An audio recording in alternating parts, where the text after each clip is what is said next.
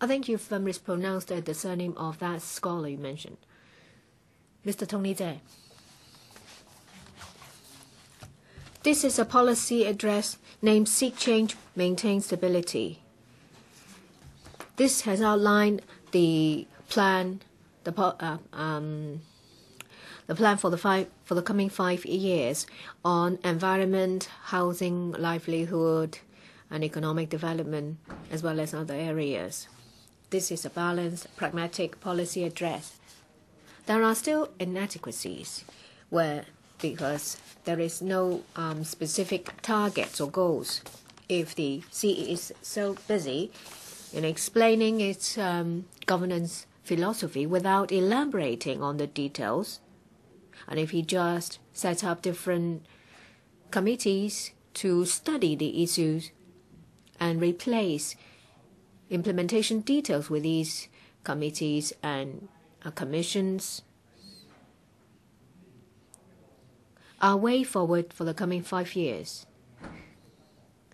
will be difficult, and that is disappointing.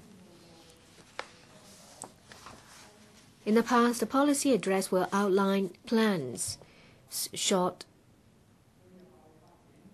medium terms, and long terms,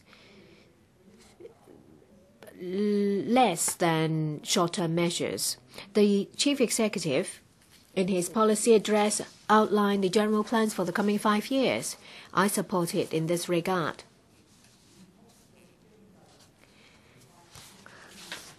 The CE focused on promoting economic development. He set it as a priority area, and I agree with that because we need the priority to be set on economic development. We need to have good economic growth and development so that the government will be armed with the necessary ammunition and resources to tackle different problems and to provide support for those in need.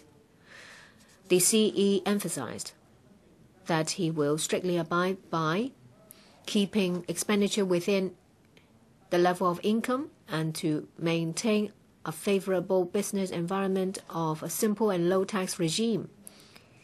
We advocate a free market economy.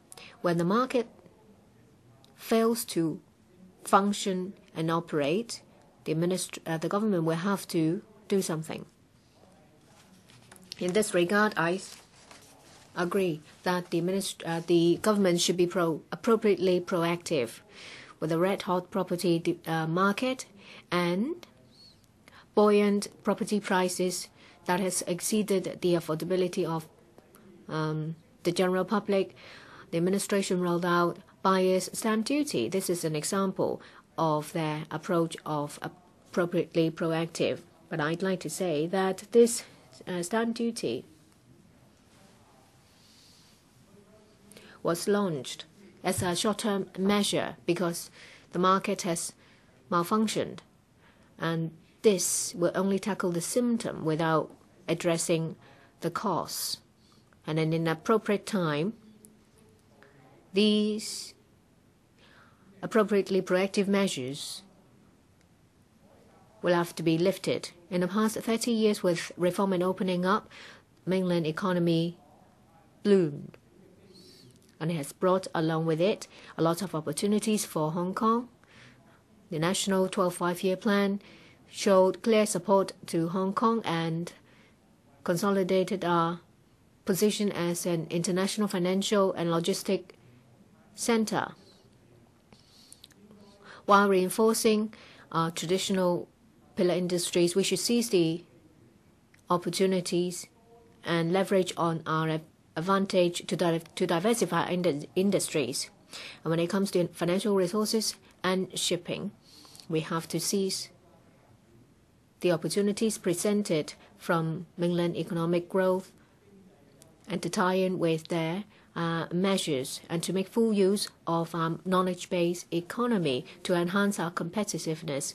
When it comes to aviation, the administration should study the improvement of management of airspace in the Pearl River Delta. Say, for example, adjustment or rescheduling the airtime, the airspace management, and the different aviation route, the standards, the flight path. At the moment, different authorities have their own set of standards. They need to work out a management model that is suitable for the Pearl River Delta. And in terms of promotion of development in commerce and professional industries, we can make use of these opportunities of the CEPA to open up the mainland market. And at the same time, we have to promote and enhance our professional brand and to help them enter the international market. On a number of professional services areas,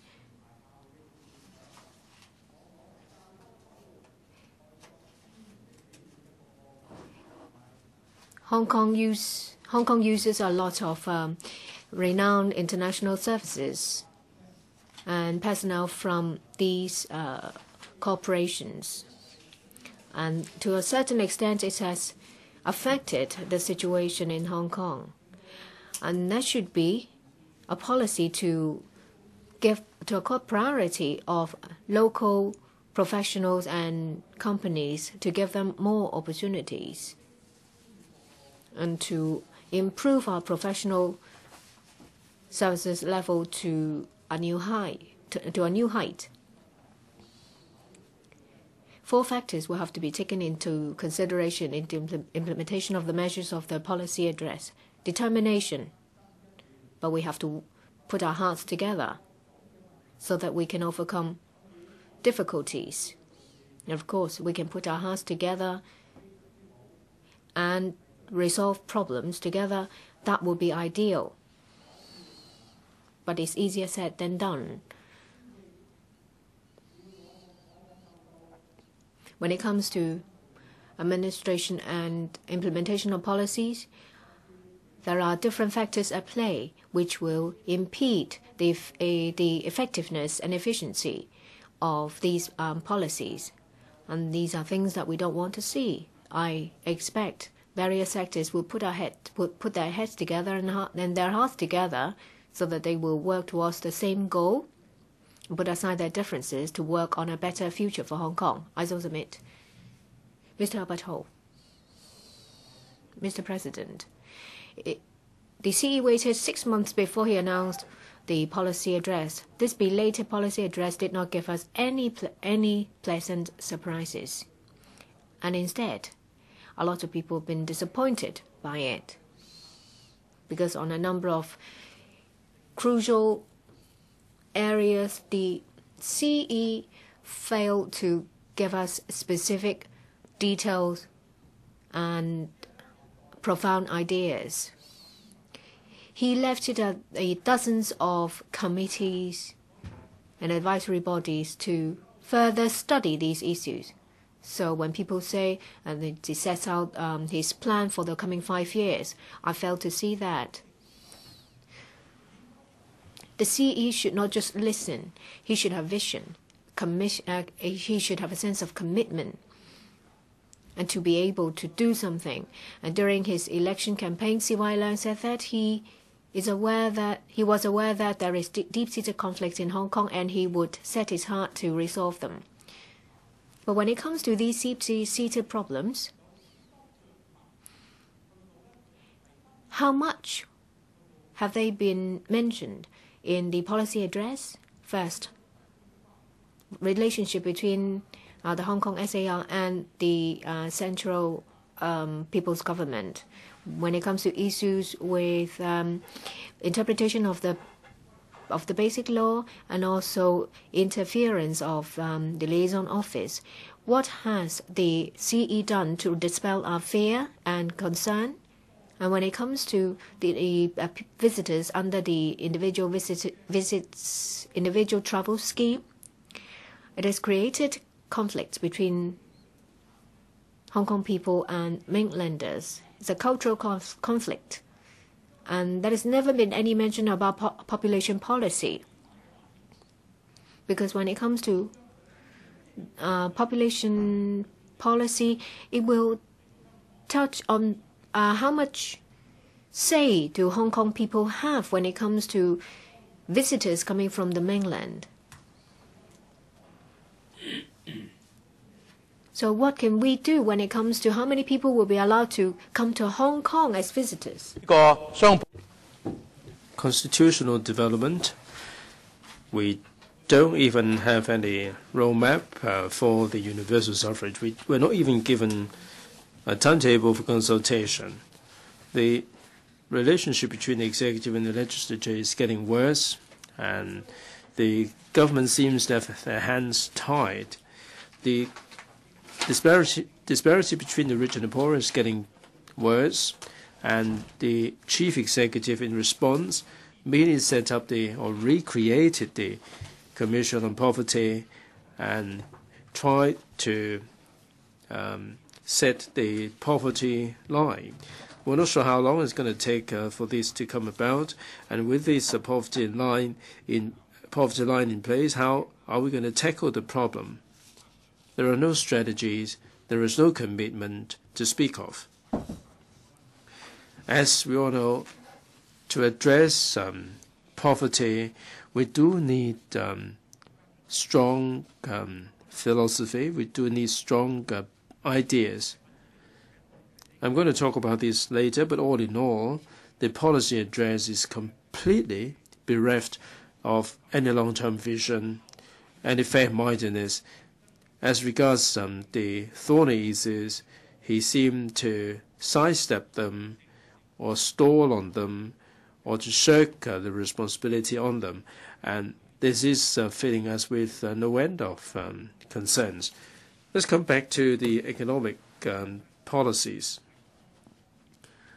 There is quite a bit of coverage devoted to the development of the financial sector and the relationship with the mainland.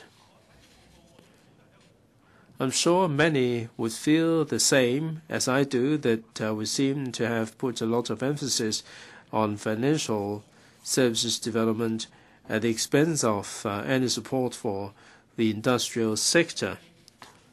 Second, it seems to me that when he attaches so much importance to deepening the ties with the mainland, people seem to get the impression that under the 12th Five-Year Plan, Hong Kong has this service sector role imposed on us to service the mainland.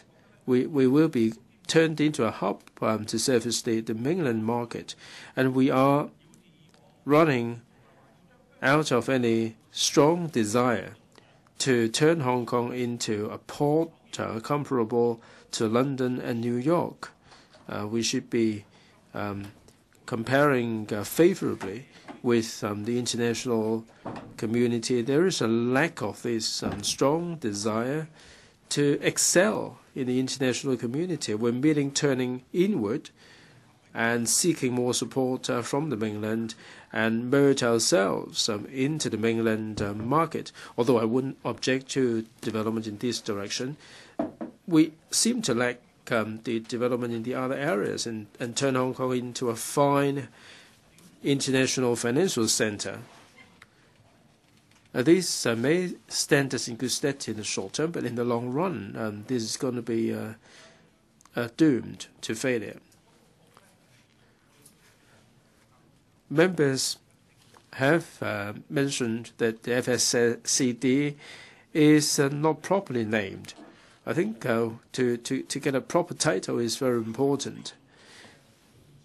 It seems that this is paving the way for the development of Tianhai into a financial special zone. Now, we have seen all these weighty people sitting on the FSCD, and we cannot help but feel that this FSCD may be serving some function that we're not aware of. Like Mr. James Toh said, as an advisory body, we are bewildered why it should be formed in the form of a limited company. Of course, they try to assuage concerns that it doesn't enjoy any particular power. It will not supplant the Hong Kong MA. It will not become an overlord. I hope that this will be duly recorded, that it doesn't enjoy any specific power. But we'd like to find out more about this particular body. In terms of functions, in terms of roles, there is so much overlapping between the FSCD and the Hong Kong MA, but we will wait and see. Securities market, as we all know, the trend is for more mainland enterprises to be listed in Hong Kong. The valuation has exceeded $850 million. Now, there are 7 paragraphs devoted to the mainland relationship. I'm sure that there would be a lot more private enterprises that will be floated in Hong Kong. We are particularly concerned about the disparity between the two systems. There are some enterprises that might not have the requisite integrity. I'm not trying to smear the mainland enterprises, but if you look at the products that they produce, the baby formula, people don't have any faith in their own products. I'm wondering how the mainland enterprises can exercise their due diligence. The Secretary is listening in. I hope that the compliance inspection should be stepped up. The Financial Reporting Council's work should be enhanced. We should not just merely increase the number of companies brought into Hong Kong and call it a success if the frontline scrutiny and supervision are not done well enough, if we're not really cooperating well enough with the mainland authorities and get access to information about irregularities and carry out investigation, then we might as well not have this kind of listed companies in Hong Kong at all, because we don't really want to see a repeat of things like Enron and Lehman Brothers incident. Some members mentioned that in terms of promoting industries and diversifying the industrial sectors, the government hasn't done enough, and this is much to our disappointment. C.Y. Leung did say that he would promote IT and creative industry, and there will be a bureau to be set up. Now, the bureau may not be able to get off the ground, but the policy should remain unchanged, because we do believe that Hong Kong should be moving in this direction. This is one of the 6 pillar industries. We should conduct a review on 2 areas, in particular healthcare. But for IT and creative industries, the policy address is completely silent on what the government is going to do in the coming 5 years. There is so much that has to be done: land, human resources, financing, taxation, expertise, skills. All these have to be nurtured and promoted. I share the sentiments of some of my fellow colleagues that the policy address doesn't actually live up to what he promised. In terms of strategies, Hong Kong should further develop tourism, because it is a job creator. We have to do more in the way of environmental industries, recycling, and so on. We have to reduce emission. We have to reduce waste, because otherwise it would be detrimental to our competitive edge. The recycling industry should be financially supported, but I believe that a lot of political parties would subscribe to the idea of appropriate support for the recycling industry. because this will create quite a lot of job opportunities. And we have recycling at source, and we have a lot of jobs that can be created in the community. As regards food processing, clock and watches, toys, and all the creative industries, the government should come up with a more distinct policy and promote them more. But the policy address is completely silent on this. Competition ordinance is going to be implemented. We support all the subsidiary legislation that will be enacted, but the government should take the lead and review all the statutory bodies to ascertain whether some should or should not be excluded. And there are a lot of unfair, anti-competitive policies that are in place, like the policy on the terrestrial free television policy. That it was an established policy that the market will be opened up. But now we have the application being processed, and the government seems to be very incompetent, and this is making the whole community very, very disappointed. We've been waiting for this for the first quarter. I hope that we're going to have something more concrete for the second quarter. The driving school is another example. They are given low rental, and people will get a fast-tracked test, but the school itself is cracking down on the unions, and it's very unscrupulous. We will pursue this matter vigorously. An independent insurance authority is something that has to happen. The self-discipline of the trade is making us very disappointed. There are many new products that carry an element of investment, and they have been sold indiscriminately, and the customers were misled on many occasions. And I don't think that the industry is discharging effective disciplining function. And I doubt whether the complaints will be dealt with in an impartial manner. And there are so many holes in their complaint and arbitration system. So the insurance authority has to be set up, and I hope that this will be set up soon enough. Finally, public finance. You're talking about a 5-year plan, and you have to consider the objective of economic development. Obviously, economic development should bring about improvement in people's livelihood. Economic development doesn't necessarily bring about fair distribution and elimination of poverty. It won't happen like that. If we don't have a reasonable taxation policy, then it would intensify the gap between the rich and the poor. So a fair taxation system is a must. The Democratic Party has been urging the administration to consider a progressive salaries tax.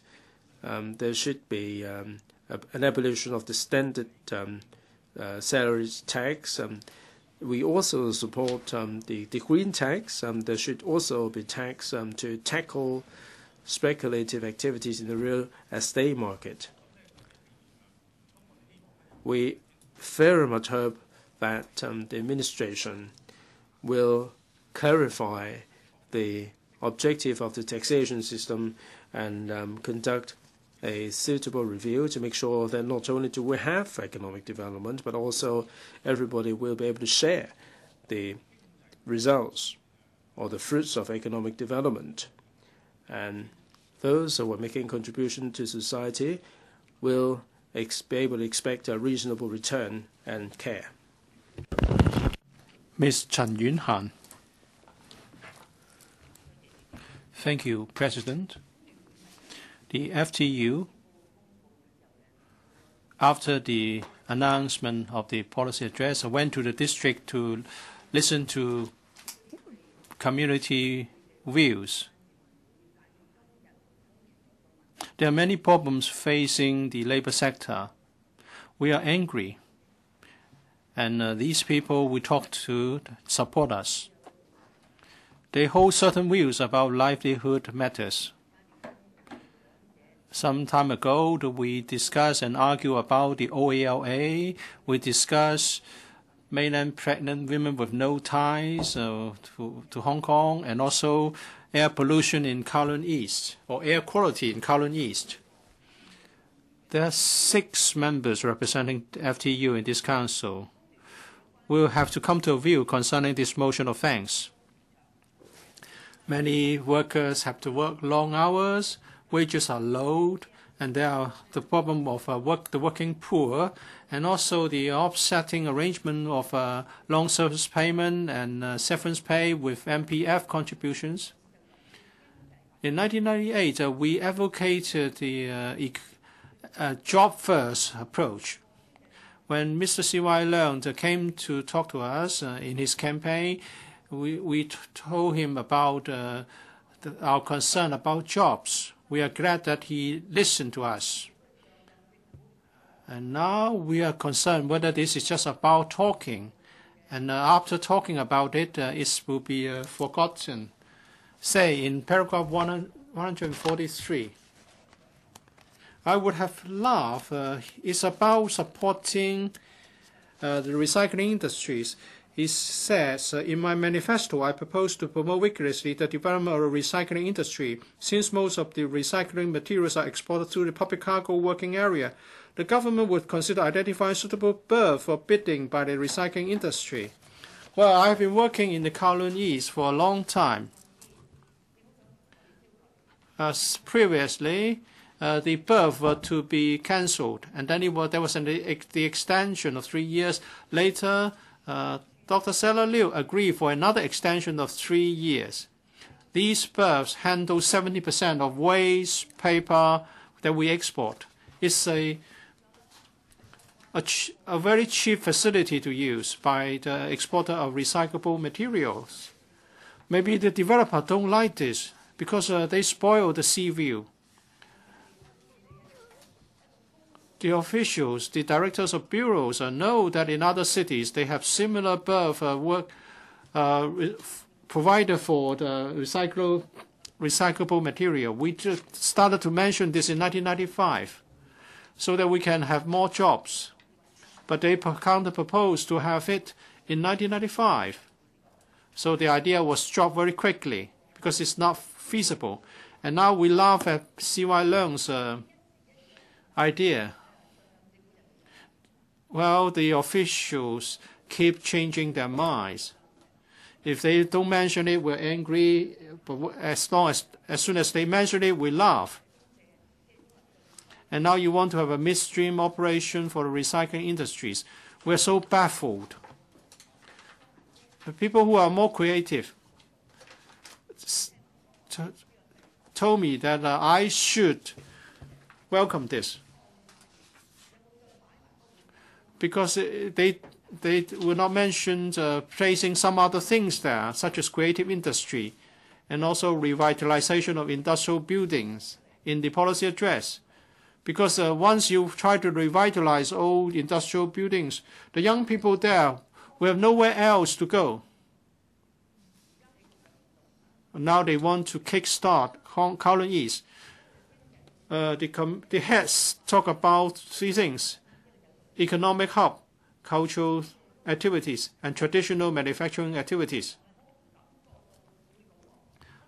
But I did not get that impression when Raymond came to talk to us. It is really a property development project. So I was so afraid. What about the creative and cultural industries? Why did the 3 bands cancel the performances? Because they don't want to be engaged in a show with the URA. Well, I've exceeded my 3 minutes that I would like to spend on this. Well, when you announce something, we expect policies to follow. or we should not have something that is contrary to the policies announced. Since Mr. C.Y. Leung promised to solve the deep-seated problems and that job creation would be his focus. Please do not give up this because you want to help the developers. More should be done to help the grassroots and people's livelihood. Mr. Chan Kim-bo, President, there are many long-term planning measures in the policy address, whether it's talking about finance and monetary sector. There are also measures and new directions to help the poor. But of course, there are fewer immediate solutions. Some criticize the policy address as failing to help our people. I think the policy address should chart the long-term plan of Hong Kong. It should be visionary and far-sighted. Viewed from this perspective, this policy address can serve the purpose, and it's a change from the short-sightedness of last administrations. To assess the policy address, we should try to find out whether the planning can be realized and whether the government can deliver on all the promises. I would like to talk about the Financial Services Development Council. This is a new mechanism, and it has given rise to many controversies. There are too many from the Chinese enterprises, and the terms of reference are unclear. Well, all these criticisms is actually due to the lack of trust. We have focused too much on the controversial areas at the expense of some other important areas. We need to have a body to develop our financial sector, to eliminate hurdles, and to create jobs and business opportunities, leading to revenue for our public coffers. If we look around, especially our competitors, they are all actively promoting and planning for economic development. But in Hong Kong, there's no dedicated body to develop the financial sector, and many an opportunity has been lost. Without the support of the mainland, our economy will already be in a very difficult situation. So we need to set up this FSDC.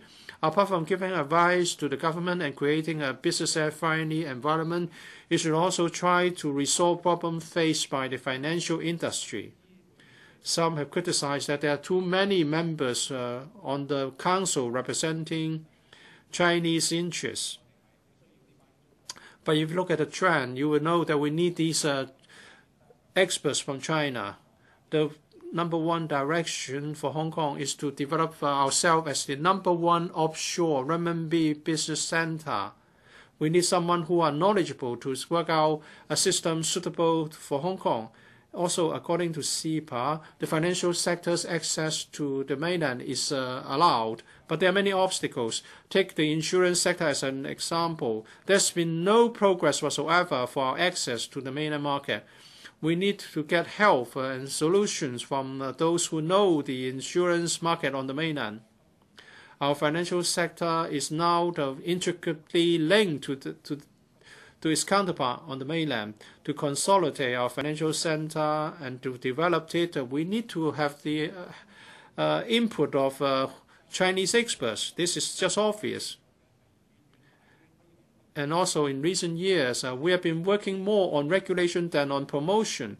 Since the Lehman Brothers case, the administration has been adopting more and more stringent regulation, and measures, more and more measures are rolled out, and we have swung to the other extreme.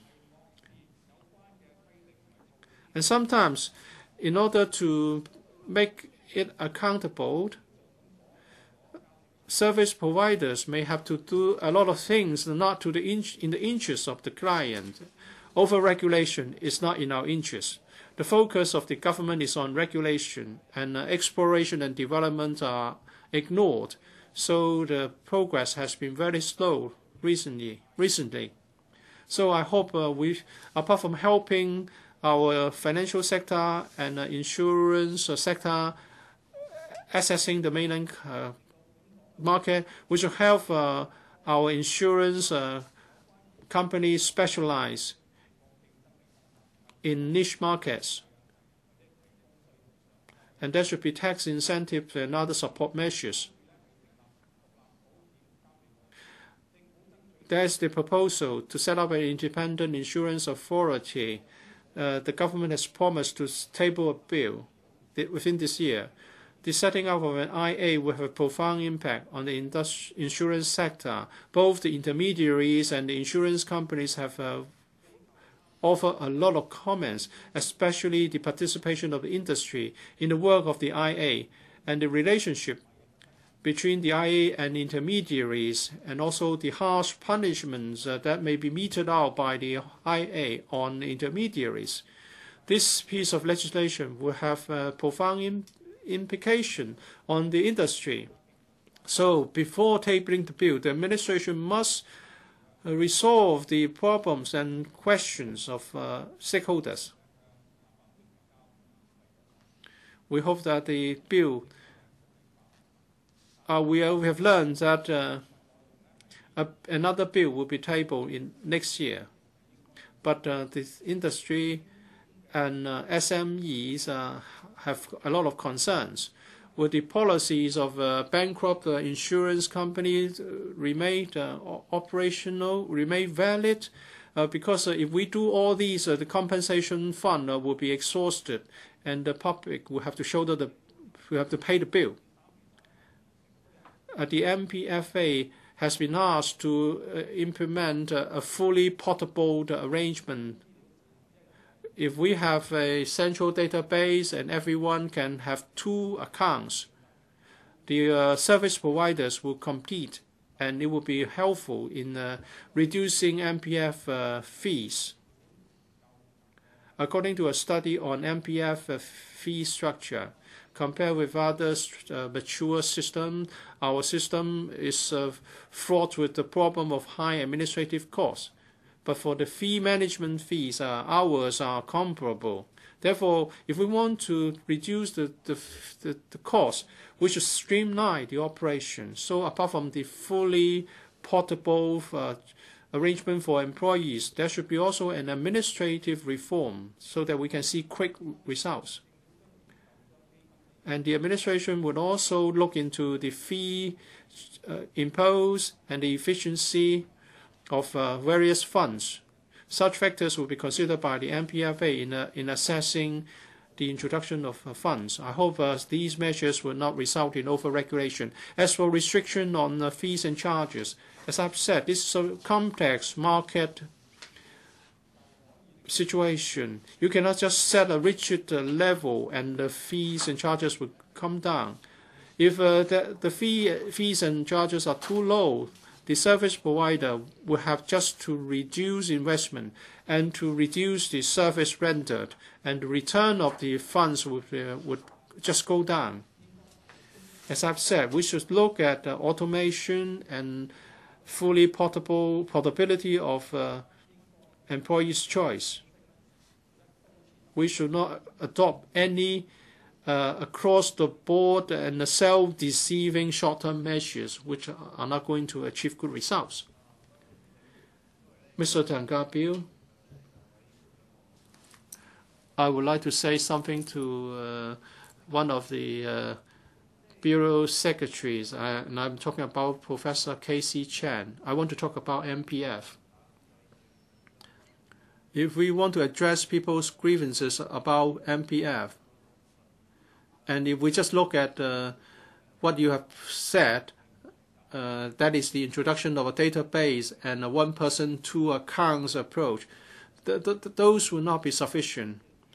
Well, if we have 2 accounts, we will know at a glance what kind of contributions have been made by ourselves and by the employers. But you are not going to consider the cancelling the offsetting arrangement. That's why you want to have a database to trace the contributions made by the employer. So the employees' interest will be damaged anyway whenever there is offsetting. And now this MPF has turned into a saving scheme for employers because the contributions can be used for offsetting. I think after 12 years, some 30 to 40% of the contributions have been used for offsetting. So how much is left for grassroots workers? Well, I believe some of our colleagues will be talking about the retirement protection issues and the poverty of the poor in the third session. I think that the FSTB should not be absent when we talk about this issue. We very often cited an oral question back in 2002 for someone earning $10,000, saving for 15 years, retire at the age of 60. It is estimated that he will get about $600,000. So there is a case, someone earning $10,000 and working for and contributing for 13 years. At the moment, it stands as $200,000. How can it, within the period of 2 years, snowball to $600,000? And so far, we have yet to hear whether the MPF how the MPF can help retirement. And what about those not making any contributions? And in the end, they will be supported by the CSSA, the Retirement Protection Task Force under the Commission on Poverty. Hopefully, will discuss the MPF. We're waiting to form a subcommittee in the LegCo. And hopefully, when we start our work, Professor Casey Chen, I hope that you will send a representative to attend. We know that, yes, that there is already a similar group under the Commission on Poverty, but we would like to see your representative in the subcommittee under the Council. The FTU wonder why some undertakings when it comes to employment protection have gone missing, or they have been watered down, especially when it comes to offsetting under the MPF. This session is about economic development. When it comes to economic development, you cannot segregate it from training of the workforce. When it comes to economic development, it will create job opportunities. And we're talking about quality jobs. For about the four pillar industries, let me cite some examples related to an industry that I'm familiar with. First, tourism industry. Some people said to us that the TIC, the Tourist Industry Council, has failed to make it compulsory to have a tour guide for outgoing tours. You don't have to have a guide going along with the tour. They can go to Zhuhai to be picked up by a local escort. How can you ensure the creation of jobs? Very shortly, I know that the administration will prepare for the setting up of a tourist industry authority. If you just think about a regulation without thinking about assurance of quality and training, it will be useless. When it comes to shipping, we've spoken to the relevant associations. Every year they rely on the relevant school. There aren't too many places, and they will have if you want to have a career in this industry, you will have to spend over 10 years on board a ship. And even after studying, there is no guarantee that you will get a job, because the administration has not put in place supporting facilities to encourage the shipping companies to employ these graduates. And when it comes to the construction industry, you offer a subsidy of $5,000 to encourage employment. But why not when it comes to maritime industry? And the problem has been in place for over a decade. Yes, you made it may contribute to the GDP, but it will not train the workforce. Whether it is before, during, or after the election campaign, C.Y. Leung went to different districts. We thought that he might be familiar with district economy, but we have failed to see anything in the policy address on district economy. You can develop the district into another economic center, or to develop local economy. But there is no coverage whatsoever. It is silent. In Tongchong, C.Y. Leung has visited 2 to 3 times. He said that if he was elected, then he would set up an economic bureau to develop the economy of Tongchong. But where is it now? On Lantau Island, is with its proximity to Pearl River Delta, we have clear advantages. So he's fully aware of that, but he has not taken it forward. For FTU, we don't just talk about industry economic development. For Tuen Mun, Tin Shui Wai, Tongchong, we don't see any small businesses or hawkers. It's very difficult for people living there to start their own businesses. Creation of jobs. It's not just about creating posts. It's also about opportunities to start your own business. So the FTU has great reservations when it comes to the policy address. And I will pause now, and I will wait for following sessions to speak on social welfare and labor. Mr. Vincent Fang. Mr. Deputy. The Hong Kong SARG is a hot kitchen, and it's not just that. The whole of Hong Kong is a hot kitchen. Every week we have a heated topic, and the heated topic of this week is baby formula. With the approaching Chinese New Year, there is a wave to scoop up as many baby formula as possible. And as a result, people talk about whether there should be a quota for Hong Kong people, or classifying baby formula as reserved commodities, or putting restrictions or limitations on taking baby formula out of Hong Kong, and about whether the multiple entry of mainland visitors should be cancelled. This may be a societal problem, but to a certain extent, it is also an economic issue. And it's something to do with the administration and governance of the administration and its long-term policies. People swarm to buy baby formula. And this is related to medium and long-term planning of Hong Kong. And they have not assessed the impact of policies and put in place relevant plans to tackle the possible issues. C.Y. Leung said he would launch a policy as soon as it's matured, and I feel a bit concerned when it comes to that. And every time we debate on the policy address, we criticize the CE for a lack of a vision. To a certain extent, it rings true. When the mainland economy is blooming, we started talking about allowing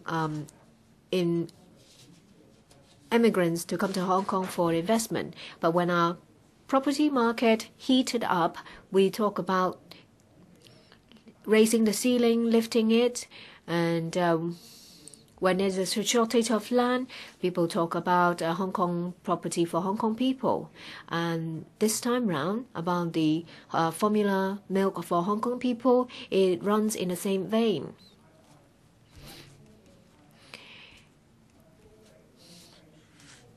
They launched the QDII and QFII, but have they taken into consideration the possibility of a large influx of mainland capital and the chain reaction it triggered?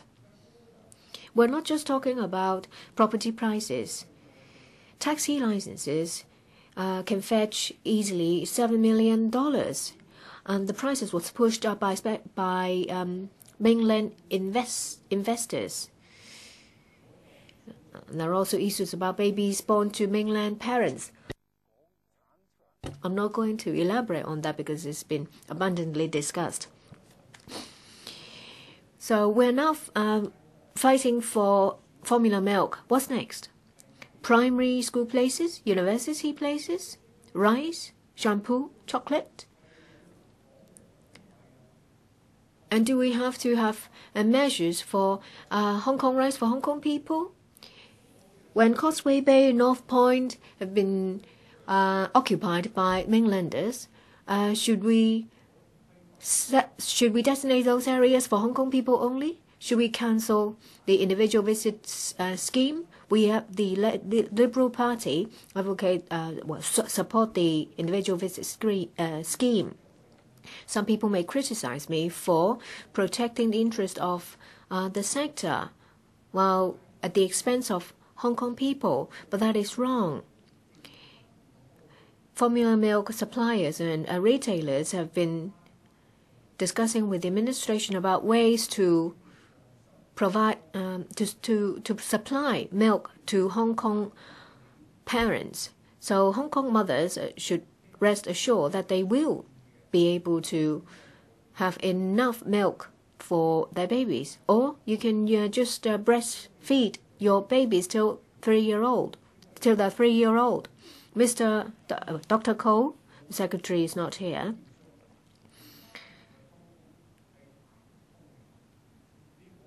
You can regulate advertisements or advertisements. But the incident shows that transparency and the free flow of information is very important. If you put a ban on visitors buying formula milk, the adverse impact will be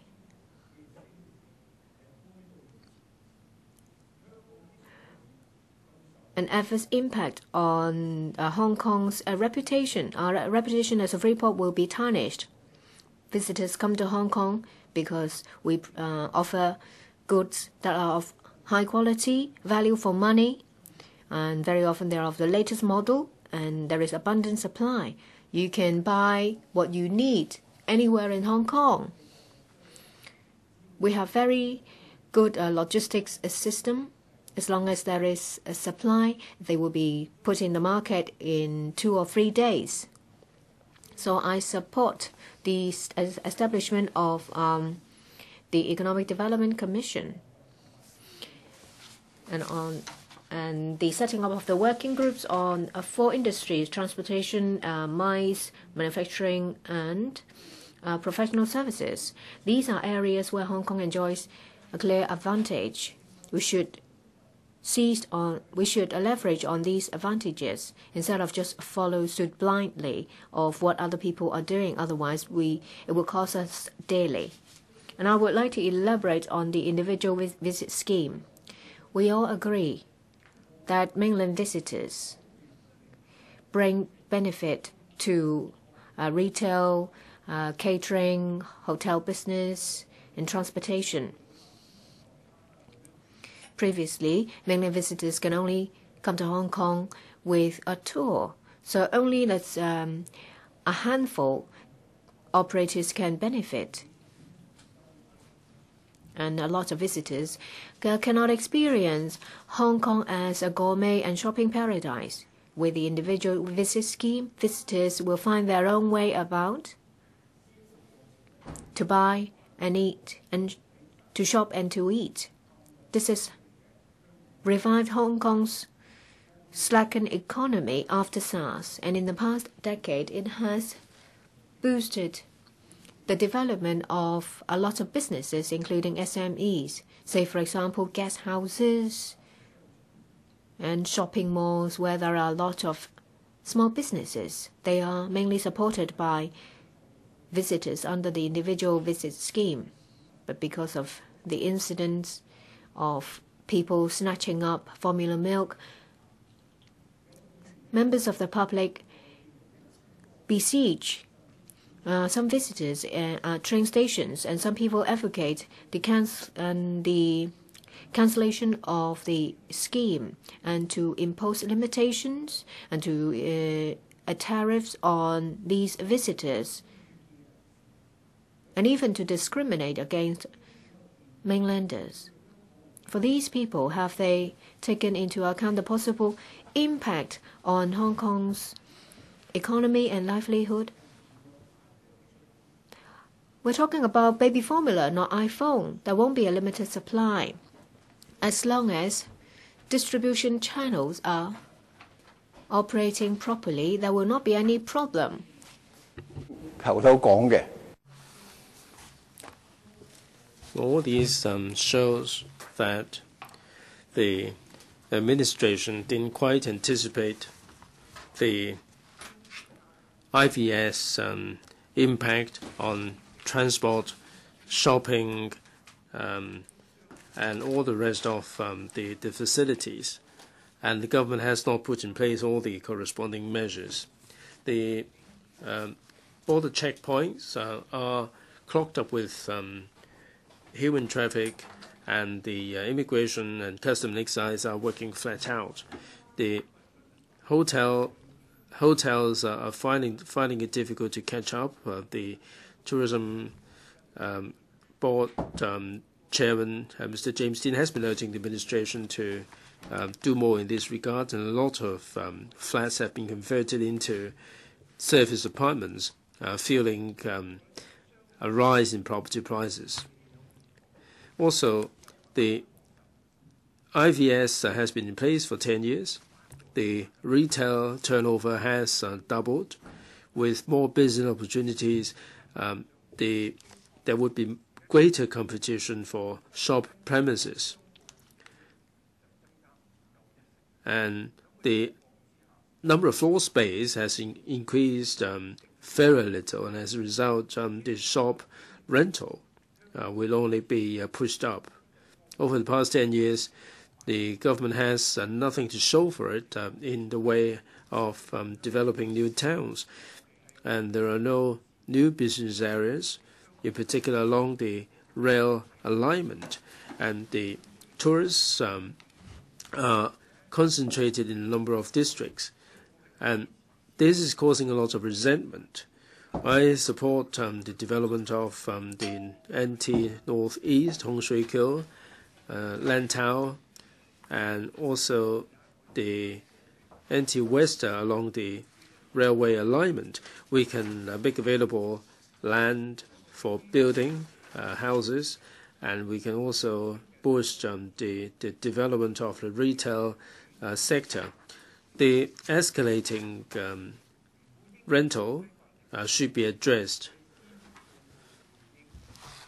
The chief executive undertook to address the problem, but I don't think we have seen anything in concrete terms in the policy address.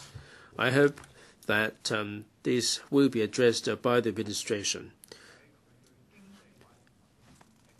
The chief executive made some recommendations in terms of economic development, which I subscribe. We cannot solely rely on real estate and finance. We have to expand the different sectors with all the relevant measures.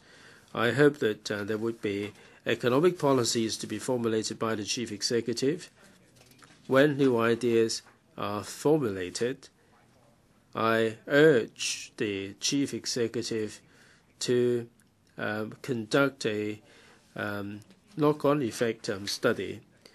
That way, we will make sure that our economic development will be sustainable. Mr. Wong Kwok-kin, Mr. Deputy, today this segment is about economic development of Hong Kong. I feel that I can subscribe to the ideas in the policy address regarding economic development, although it is still a little bit lacking. The administration proposed that it should be proactive, appropriately proactive. We believe that when the market fails and cannot function properly, there has to be a certain degree of interference. It's just like the housing policy. The administration is acting appropriately to interfere with the market to maintain the stability. On the macro side, the chief executive mentioned that housing poverty, environment, to solve these problems, we ought to have a sustained economic development. So this is the major direction of the Hong Kong government, but there still is something lacking. What is lacking is that the overriding objective of economic development is to benefit the people of Hong Kong. Not only should we bring about prosperity to our community, not only should we address housing and poverty, we should also create more job opportunities for our younger generation and boost upward mobility. For this to happen, we need to diversify our sectors. In Hong Kong, the profile of our industrial sectors is that finance and real estate are the key pillars, and this is undesirable. Our young people, according to our understanding, a lot of them are resentful of the lack of any pathways for them. Many graduates from universities still cannot sort out their housing problems. They can't contemplate getting married because of this housing problem. I remember in the previous term, Mr. Donald Tsang said that people don't have to purchase. They can rent premises in the market. Well, the only thing they can afford would probably be a subdivided flat. A 400 square foot flat in an urban area would fetch well over $10,000 per month. If two graduates are getting married, that would take up one salary in its entirety. And to get married, the key concern is to get accommodation. They cannot get this sorted out. And there is no upward mobility. Young people are so resentful. The post-80s, the post-90s are so militant, they're so radical, and they are full of resentment, and they tend to be in opposition more than other people, and that's because they find themselves in worse plight than our generation. Our generation may be poor, but we have a clear pathway. We have upward mobility. There is a future ahead of us. I'm sure a lot of us sitting here in this council, myself included, came from humble background, came from deprived background. Through our hard work, there would be a lot of opportunities, a lot of pathways to move up the hierarchy. And then we bring up the whole family, we extricate a whole family out of poverty. But the young people today, they can't even fend for themselves. It would be difficult for them to lift their family members out of poverty. And this is the key issue. Not only is it an economic problem, it is a social problem. So the chief executive mentioned diversifying the industrial sectors. This is a step in the right direction, in our opinion. Under the 12th five-year plan, Hong Kong will become a shipping center, and there will be support for this. That this is a pretty good sector in Hong Kong. But all these years we haven't seen any concrete action or measures put in place by the administration to promote Hong Kong in this direction. Shipping It's not about vessels alone.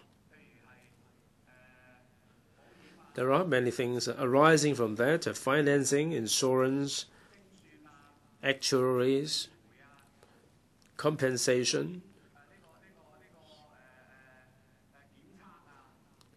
inspection, and a whole host of sectors are arising from the shipping industry. Other than the financial sector and the real estate, this is a sector that would promise a lot of jobs for our young people.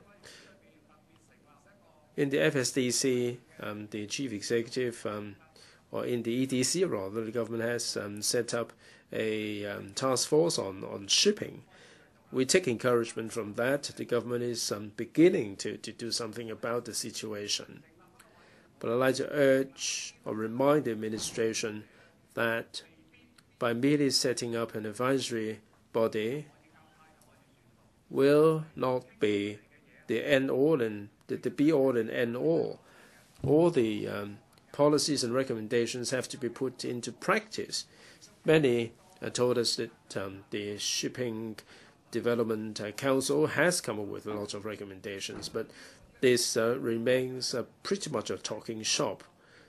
I think the same can be said about a lot of other advisory bodies across different sectors in Hong Kong.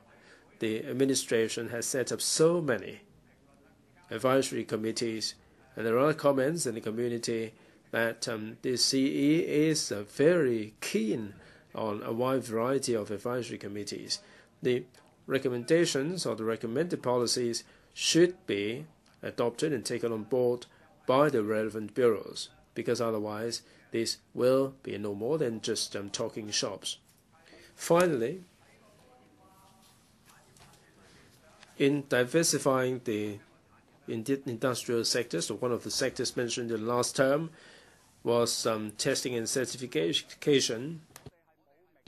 This is mentioned again in this term, but we haven't seen anything in concrete terms being done to take this forward. This sector is very promising.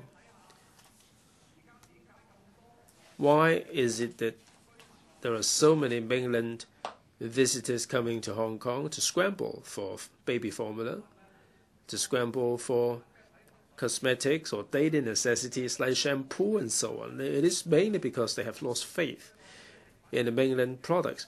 They have lost faith in the food safety or product safety in the mainland of China. If this is an area Hong Kong excels, if we have such good rule of law, the testing results are inspiring confidence. If mainland products are subject to testing and certification in Hong Kong, then I'm sure that people's faith in these products will be restored. They don't have to come all the way to Hong Kong for all these products. Lying ahead of us is huge potential and huge business opportunities, and I hope that this administration, C.Y. Leung, the chief executive, will not just talk about it in the policy address and will implement these ideas in practical terms. He should not be just talking about it and not doing anything at all. I don't really want to see anything like this being mentioned all over again in his next policy address. Perhaps I pause here in this segment. Dr. Leung Ka-lau. In previous years, I seldom spoke on this session on economic development. Today, I would like to talk about the healthcare sector as an industry. The last administration talked about promoting the 6 major industries, including healthcare industry. This time, in paragraph 42, the CE said that after promoting this for years, we have identified certain issues that need to be addressed. For example, our medical sector is facing manpower shortage, and the public is divided as to whether education services should be regarded as an industry. The need to meet local demands also clashes with the need to promote the growth of these 2 industries.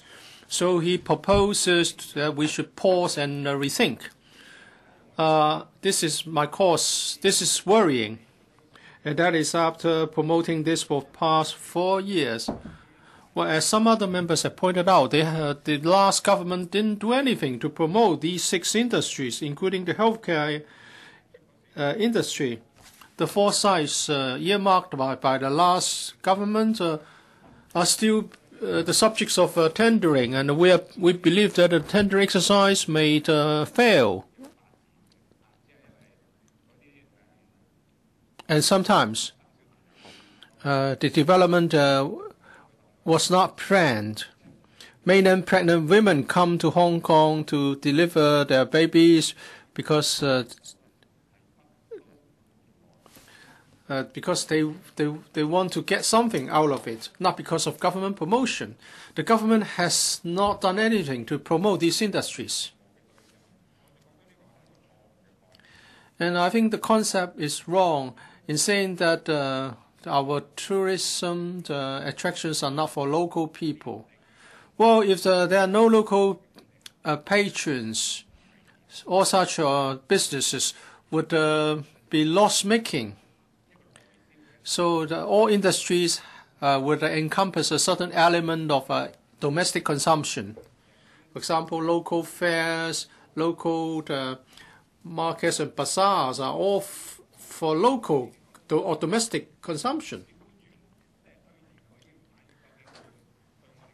Many officials have recommended the promotion of the healthcare sector, but how much is contributed by this sector? Let's look at a private hospital with 300 beds. The weekly turnover is $100,000.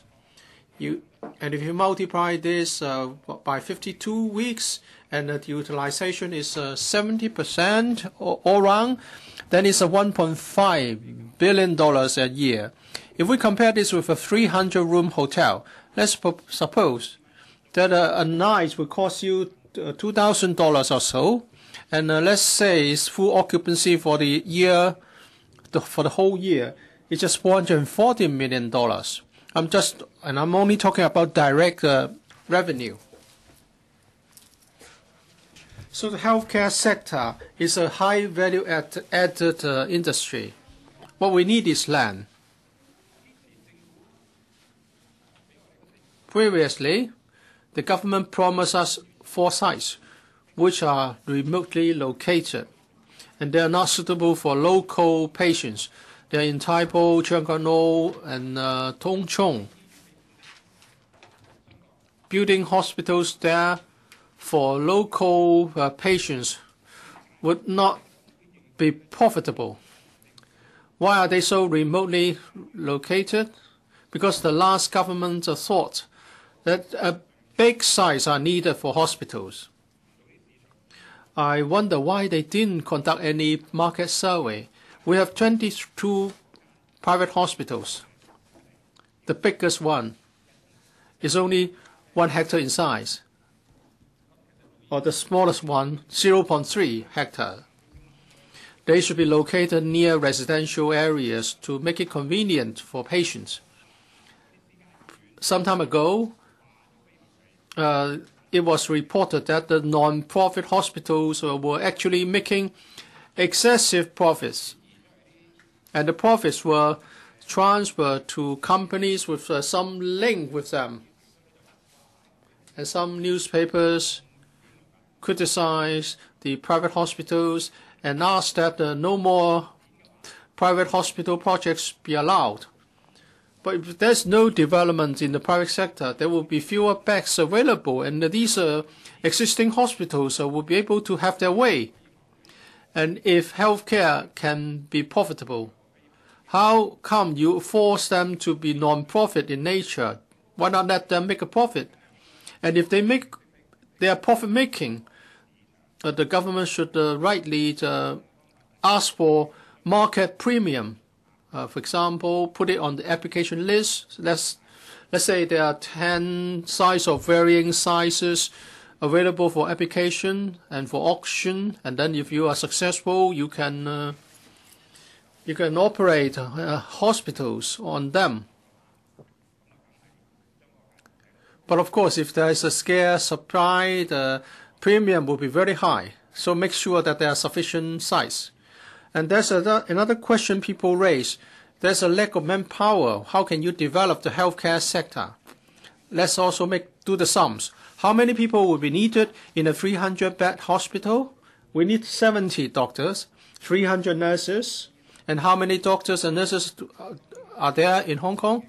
We have 12,000 doctors and 40,000 nurses. And every year, at least 300 more will join the ranks of doctors. So how come there's a manpower shortage? The so-called manpower shortage is because of the maladministration of the HA. They have a problem with their personnel system, and therefore there is actually a manpower shortage in individual clusters or individual hospitals. The problems lie with the HA, not with the manpower shortage. Actually, manpower is quite sufficient and in good supply, especially in the ONG. Last year, they handled deliveries of 30,000 pregnant women. This year, none. And we can also learn something from the baby formula incident. And that goes to show that if not handled properly, good things can be turned into bad things. Mainland people don't trust their product quality on the mainland, and they come to Hong Kong to buy. This is certainly beneficial to us as a business opportunity. So why don't we do more? I have to declare my interest. I have a child, 1-year-old child. He's on a number 3 formula, baby formula, and another baby, 1 month old, on number 1 formula. It cost me 160 for number 3 formula and 200 for number 1 formula. There's no need to rush. Supply is steady.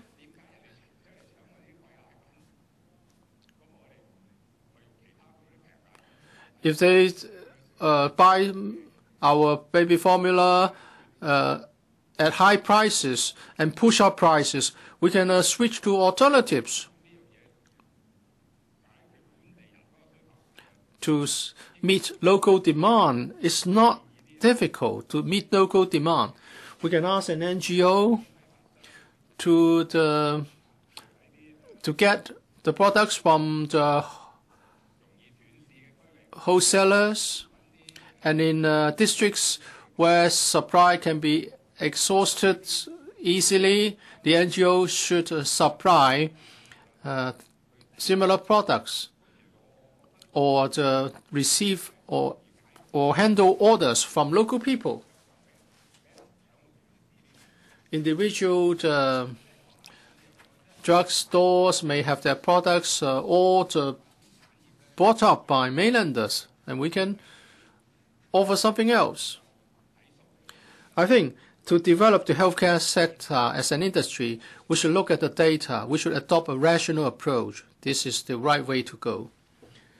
Mr. Kenneth Leung. Thank you, Mr. Deputy.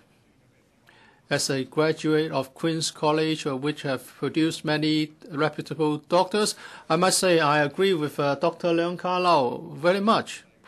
This is on the economic development part of the policy address.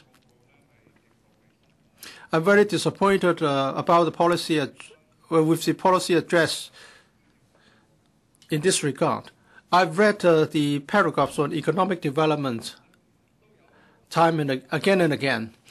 Past policy addresses would have a timetable and roadmaps, but this time we are going to embark on one study after another. We have empty slogans. We set up commissions and councils as if setting up these councils and commissions would solve all our problems. Let's look at Mr. C.Y. Leung's economic philosophy. It said that Hong Kong must maintain a simple and low tax regime. Well, I subscribe to this. For over 100 years, we have been building our success because of this. But what is his economic philosophy? he wants the government to be appropriately proactive. What is appropriate? To whom is it appropriate? What is meant by proactive? Does it mean that the government will intervene through legislation or not through legislation? And when should we be proactive? Some members said if the market fails, the government should intervene. But if you read between the lines, Mr. C.Y. Leung is not talking about occasions where the market fails and then there should be government intervention. So what is his philosophy? After talking about the philosophy, I want to talk about two industries in particular, the financial industry. Paragraph 33 to 37 talk about the establishment of the Financial Services Development Council. I've talked about this many times. I support the idea of setting up an FSDC, but in terms of the name, the terms of reference, and the goals, all are unclear. So how can we support such a messy idea? And also, when we talk about the financial industry, we're not talking about one trade, one industry. We have insurance, banking, private equities, asset management, and you lump all this up into this FSDC and ask a few members to get things done. It's very difficult. The policy address says we should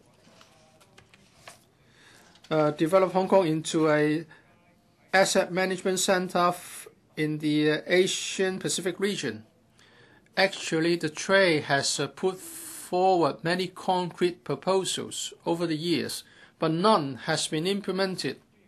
As a professional, as someone who is very closely linked to the financial industry, I can say that these proposals do not need to be rediscussed in the FSDC. For example, in terms of asset management, many companies allow a limited partnership, and Singapore also have different investment tools. But we are not having any legislation. We have been waiting for a long time, but there's no legislation on such investment tools. As for tax exemption for offshore funds, we had a law enacted in 2006, and 7 years later, we have seen many problems. For example, when offshore funds borrow money, is the exemption applicable? Singapore has recently, in respect of offshore funds, Singapore has been offering the tax concession to locally domiciled funds. So should we consider doing something similar? Another white elephant in the policy address is the EDC, Economic Development Commission. When it comes to the composition, well, I don't need to talk about the composition and the structure. I just want to highlight 2 points. Maritime Center or Aviation Center. Hong Kong enjoys geographical advantages. Hong Kong used to be a very busy, well-developed aviation hub and shipping center. But we have gone down in terms of status. And this is related to Mr. Lam Tai-fai's point about Section 39E of the Inland Revenue Ordinance. In the 80s, we had a lot of other activities related to our status as a trading hub, such as leverage chartering or leasing activities. But after the amendment of the IRO in 1992, all the leverage and leasing activities came to a halt. Mr. Lam Tai-fai has been asking for the tax deduction for the depreciation of equipment used outside Hong Kong. I hope the government will reinstate the tax concession for the leasing activities.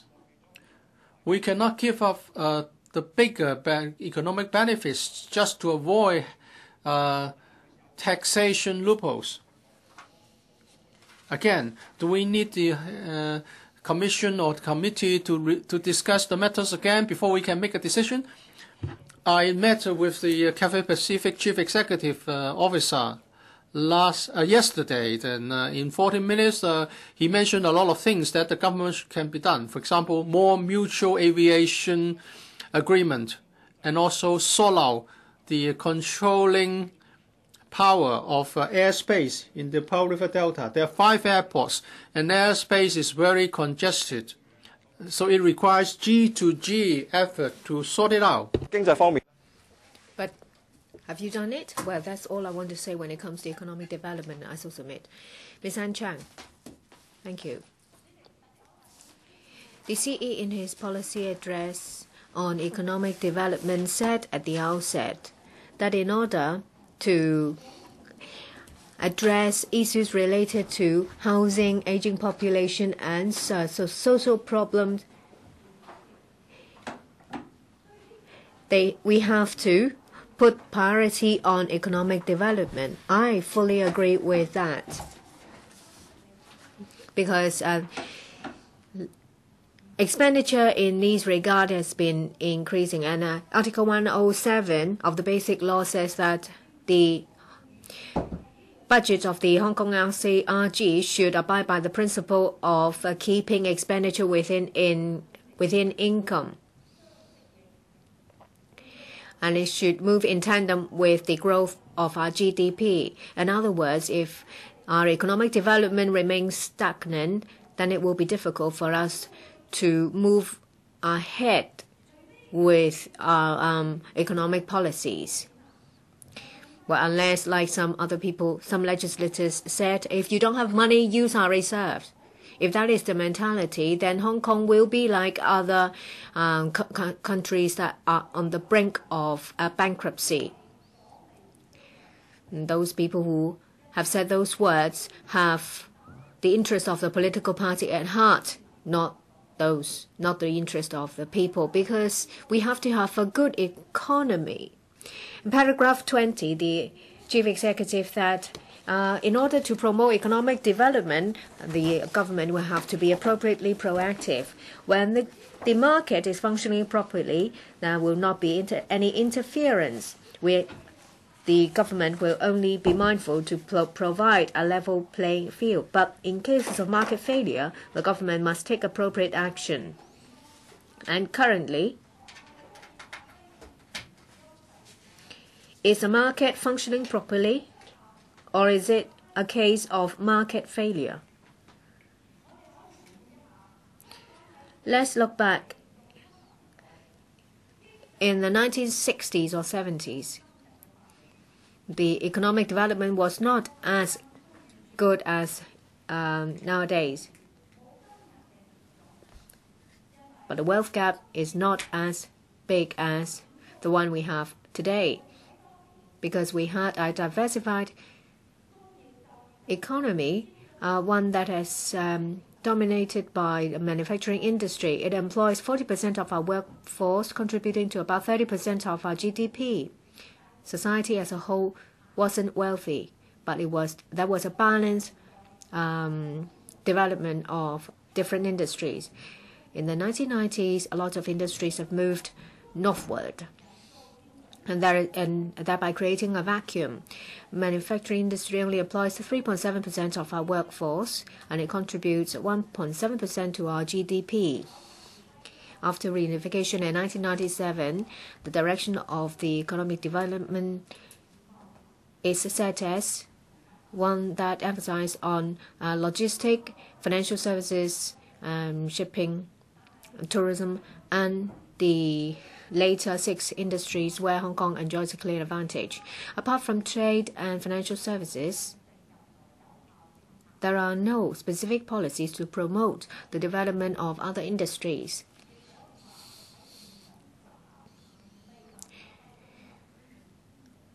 So we can say that with market failure, these industries are not developing properly. It's high time for the administration to do something to formulate policies and directions to take them forward. Paragraph 23 of the policy address talks about the formulation of a holistic industrial policy. And the EDC, Economic Development Commission, will be set up to make full use of our long-standing advantages and the opportunities offered by our country. And it will broaden our economic base to work on the overall strategy and policy to enhance our long-term development and identify industries that present opportunities for Hong Kong. But before we do that, we have to know Hong Kong's weaknesses and opportunities. We have limited natural resources. We don't have much heritage sites apart from the Ocean Park and Disneyland. Some mainlanders said that Hong Kong people rely on the mainland for drinking water. It will be very difficult to swallow for Hong Kong people because, well, but it's a fact that you cannot dodge from. Where do our advantages lie? I would like to talk about 4 areas. First, we have one of the freest economy in the world. 2, we have a free port with no air tariff. We have a deep harbor, and we have the support. We're in close proximity with the largest market and the largest manufacturing base. The CE said at the outset in the policy address about the establishment of the EDC to further develop Hong Kong's financial services industry. I support that because after a decade of development, the financial services only accounts for 16% of our GDP, employing 5% of our workforce. Now, neighboring cities, Singapore, Shanghai, they were eyeing to replace Hong Kong as the international financial center. If we remain stagnant, you can imagine how gloomy our future will be.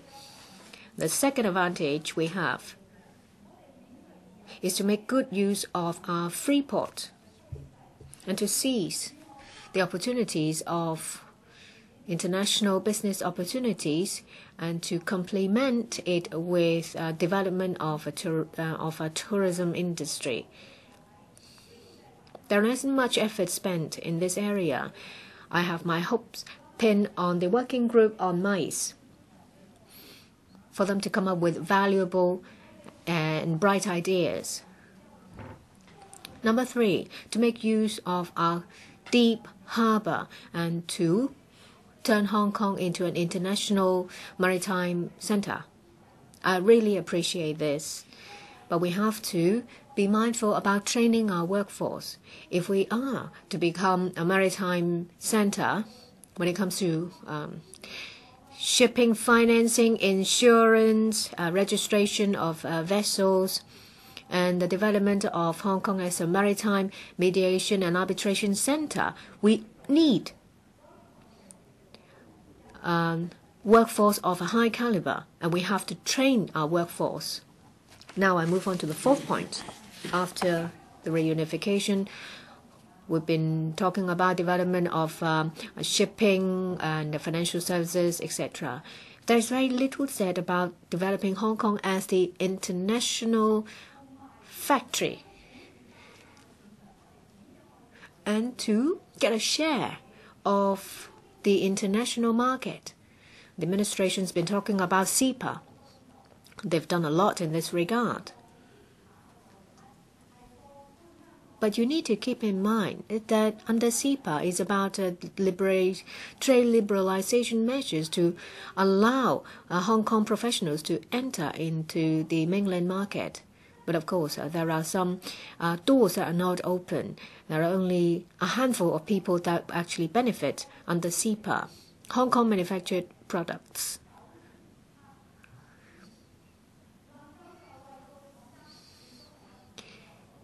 are few, and we have, and Hong Kong manufacturing industry is dying. We can consider inviting mainland high-value adding industries to come to Hong Kong and make use of our advantages to go global.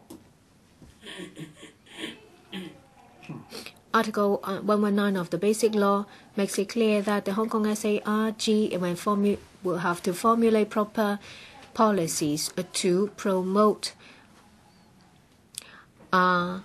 tourism and business manufacturing industries. Manufacturing industry was accorded the first and foremost position. I don't understand why the administration has neglected this point. And very little was said in past policy addresses. And there was no mention at all in the last policy address. Is it the case that we only have tourism and financial services in Hong Kong and that suffices? The last CE said that for Hong Kong, the real estate and financial services will be sufficient to support 7 million people. That's wrong. Our financial services cannot feed 7 million people. They can only make the selective few fat and make 7 million people poor. Of course, financial services is a strong point, and it is also the cause of a widening wealth gap. If we don't have vision to develop our manufacturing industry, these problems will remain. I have to thank our CE, C.Y. Leung. The administration will formulate a holistic industrial policy, and under the EDC, there will be working groups on manufacturing industries, innovative technology, and cultural and creative industries, and also professional services and transportation. In the past decade, I, with some industrialists and some economists, have done some studies urging the administration to support the development of the manufacturing industry in Hong Kong.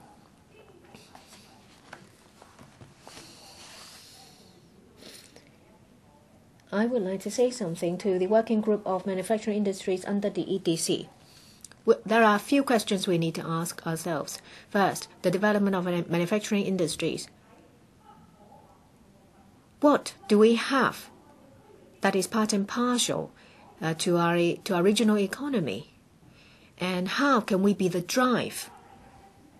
And in paragraph 21, the CE said that there are two major trends. First, the global economic gravity shifting to the east. And secondly, with the implementation of the National 12 Five-Year Plan, there will be a new wave of development for the mainland economy. How can we seize or ride on these trends to further develop Hong Kong's manufacturing industry? Number 3, in the past, Hong Kong is an important locomotive in the manufacturing industry. How can we continue to leverage on our edge in this area and continue to play an important role in the manufacturing industry? I'm glad to hear that a member from the textile sector said that a lot of businessmen would like to come back to Hong Kong to develop our manufacturing and textile industry, to put Hong Kong in the international fashion map. Taiwan, Korea, and Singapore, from the Four Little Dragons, have developed their manufacturing industry. Korea, they are renowned in the technology area, and Taiwan, agricultural products, and Singapore are renowned for the testing and certification. Hong Kong is one of the Four Little Dragons. What manufacturing industry can represent us? Why don't we have one? Let me cite you more examples. When it comes to perfume, wine, fashion, then you think about France, Paris, watches, chocolate. Then you think about Switzerland, and Finland, where there is a smaller population. They have world-renowned manufacturer for watches, and Denmark pork is well known, and the automobile manufacturing in Germany and the heavy industry is also internationally known.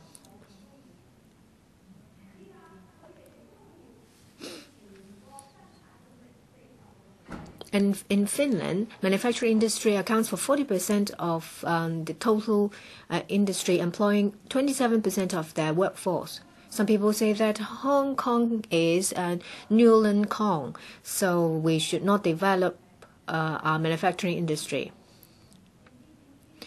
Manufacturing industry in New York accounts for 6% of their GDP.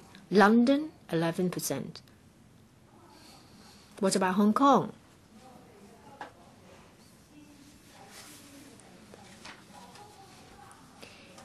At the peak, GDP manufacturing accounts for 30% of our GDP, and it's dropped all the way to 1.7% these days.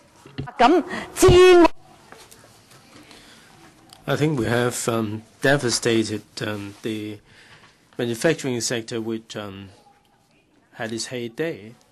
Over the past decade or so, the administration did have some support measures for the industrial sector, although it doesn't have any comprehensive policy, and the industries failed to achieve what they should be able to achieve. We do have some of these bodies. We have the TID, the Science Park, the TDC, we have the 4 chambers, and they are representing Hong Kong's industrial sectors. 2 of them are representing the interests of the manufacturers. So I think that the government should consider how we can rationalize these organizations and start preparation. Again, the DAP has been trying to develop our own industrial sectors. We should have our own products. We can build on our basis and set up our export center and deepen the development of our industries. We can develop the high-tech medicine, environmental industry, health products. Through CEPA, we can enjoy a low tariff or a zero tariff and break into the mainland market. We should also encourage the mainland enterprises to manufacture the last, get on with the larger stage of manufacturing for export. We should also take advantage of our advantages and develop the high-tech industry to alleviate. This will alleviate poverty and allow young people to move upward. We should have a comprehensive set of industrial policy. With these words, I end my speech. Thank you. Does any other member wish to speak on the economic development? If not, so much for our debate on this item, and there is no need for a break on the part of the administration. The administration will speak a collective 75 minutes. Financial Secretary. 報告係以穩中求變、務實為民為題，全面咁展述咗政府喺改善民生同埋發展經濟方面嘅政策方向。作為財政經濟同埋公共財政管理上 I'll be talking about the policy address, policy objectives, SFS. I will tie in terms of public finance management measures to cope with fluctuation of our external environment in the long term. We have actively promote economic development and diversification for the long term. We want to develop Hong Kong into a high value-added and knowledge-based and diversified economy so as to remain competitive globally and to provide more resources to help us resolve problems faced by our people, and that the fruits of our economic development can be shared by all. Let me review the economic situation in the past year. Because of the worsening of external environment, our growth rate has dropped significantly since 2011. Last year, we only registered slow growth. In the first 3 quarters, the real growth was only 1%, which was much lower than the 4.5% trend growth rate. External demand was weak. That was why, in the past year or so, our growth had been slow. The advanced economies like Europe, US, and Japan were burdened by heavy debts and structural problems. Their domestic consumption and demand were severely affected, thereby production and trade of in Asia have been affected. Our exports to major markets dropped in most of the year. Because of the serious euro debt crisis, the euro economy were in a recession, and therefore our export to EU registered double-digit decline successively. Because of the poor external environment, and in spite of the poor external environment, our internal environment remained stable. Unemployment rate remained at a low level of 3.3%, which is more or less a full employment. With increasing wages and income, private consumption registered steady growth. In the first 3 quarters, there was a real annual growth of 4.1%. Retail sales had also registered significant growth. On investment, we have many infrastructural projects pressing ahead in full steam. Private investment in construction and acquisition of equipment was also an area of quick growth. So in the first 3 quarters, the real growth was 8.8%. Latest data show that after the slow growth in the first 3 quarters last year, there was improvement in the 4th quarter. Export of goods would register annual growth in November and December because of the low base figures in the previous 4th quarter, and because of the picking up of mainland economies, our exports will be helped. However, it's too early to say whether we can get out of the slow growth trend this year. The economic situation is complex. Advanced economies are plagued by structural problems. It will be very difficult to break out of the slow growth trend, and global trade cannot be expected to rebound significantly. If the economic situation in advanced economies remains in the doldrums, protectionism may rear its head, and there may be also a monetary war leading to uncertainties in the external trading environment. The euro debt crisis remains the biggest threat. Although some progress has been made in the latter part of last year by European governments, but to resolve the problem at its root, there must be structural changes to enhance their competitiveness and market elasticity, as well as integration of different fiscal policies. This is going to be a long and arduous process. The painful adjustments has sent the Eurozone economy into recession again. Unemployment rates have made record highs one after another.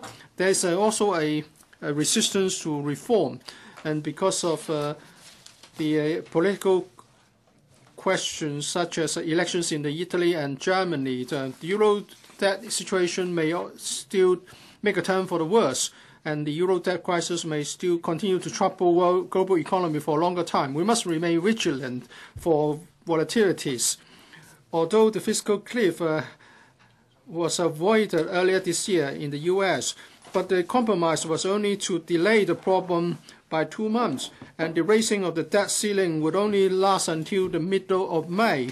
We can expect that in the coming months, the 2 political parties in the US would be engaged in political wrangling over this, and the future direction of the US fiscal policy remains unclear, and whether the US government can reverse the long-term fiscal decline is unknown. With high unemployment rates and the leveraging by both families and the public sector, we have to pay attention to whether the recovery can be sustained in the US. On the other hand, we have to pay attention to the risk arising from US fiscal policy and the cyclical interest rate fluctuations. Since 2008, the the U.S. Fed has decreased the interest rate to almost zero, and it has remained so ever since.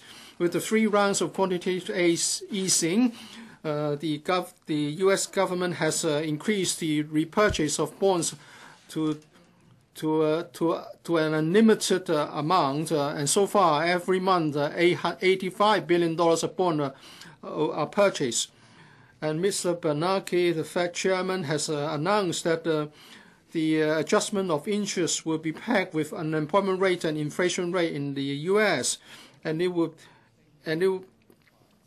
be based on the indicator of 6.5 in unemployment rate and 2.5% in inflation. This means that the recovery in the U.S. may be faster than expected, and it's expected that the U.S. will increase its interest rate in 2015. And recent records of the Fed shows that some of the directors on the board think that at the end of this year or before that, the purchase of bond will be reduced or come to a stop, and then we will enter another phase of rising interest rates, and Hong Kong interest rate will follow suit. As a result, people's affordability in paying a mortgage will be affected, and the property prices will fluctuate. Every investors and potential home buyers should be wary of this risk about interest rate. Japan is also facing high debts and an aging population, as well as the weakening of competitiveness of its enterprises and exports.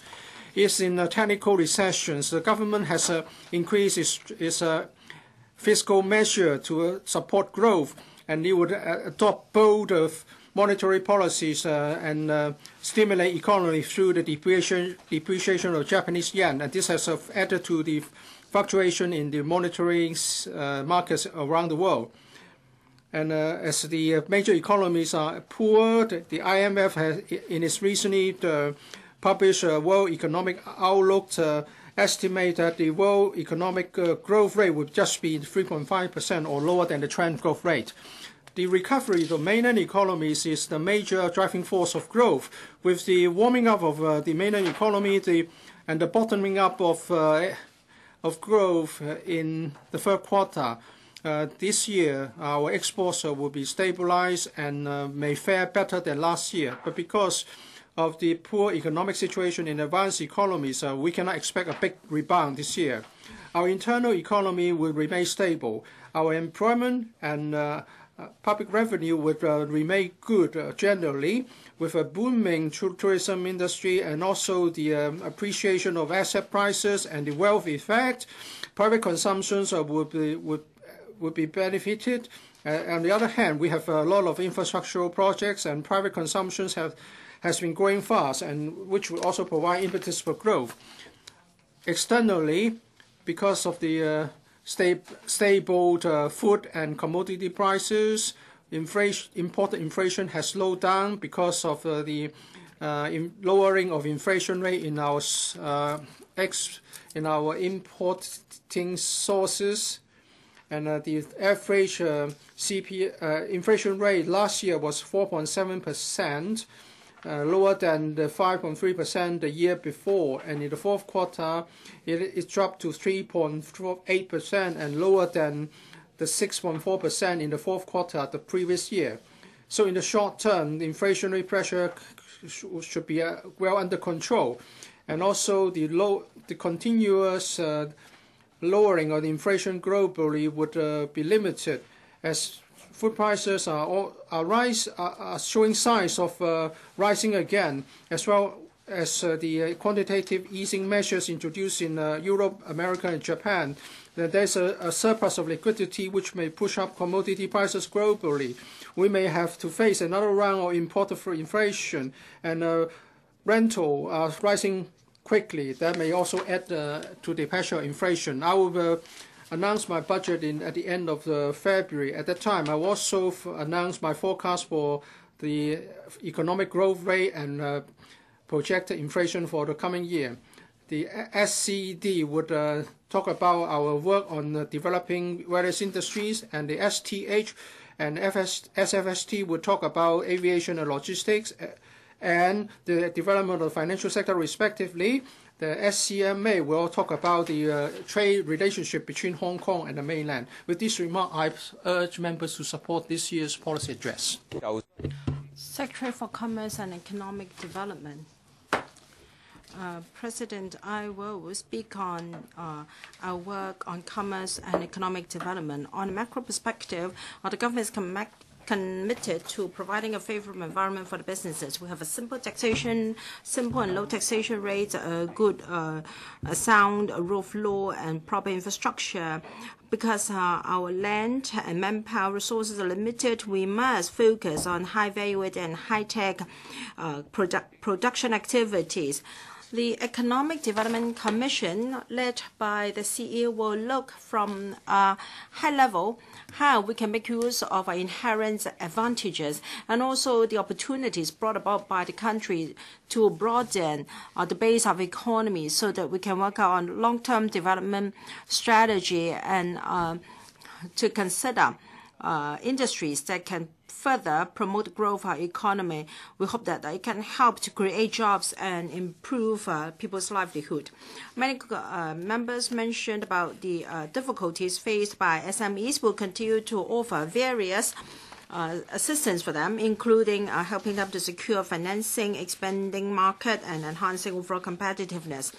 Well, the industry is concerned about financing. We'll keep a close eye on the global economy and changes in the global economy and credit market. When necessary, we will take effective measures to offer support to the industry. The government has always supported Hong Kong enterprises operating on the mainland. We'll continue to use various measures to assist Hong Kong enterprises to capture the massive opportunities brought about by the 12th five-year plan to expand and develop the mainland market. We will continue to use our 1 billion dedicated fund to assist non-profit distributing organizations and enterprises to develop their brands, upgrade and restructure and promote domestic sales. As for CEPA, we have an established mechanism for the implementation of CEPA. The PA announced that there will be an additional joint working group to deal with the implementation of CEPA in individual provinces and municipalities. The working group will be led on the mainland by the Ministry of Commerce with participation from various CPG ministries and municipal governments. And on the Hong Kong side will be led by the T&R department and will focus on industries that have encountered more entry barriers, especially SMEs, to help them to resolve their problems.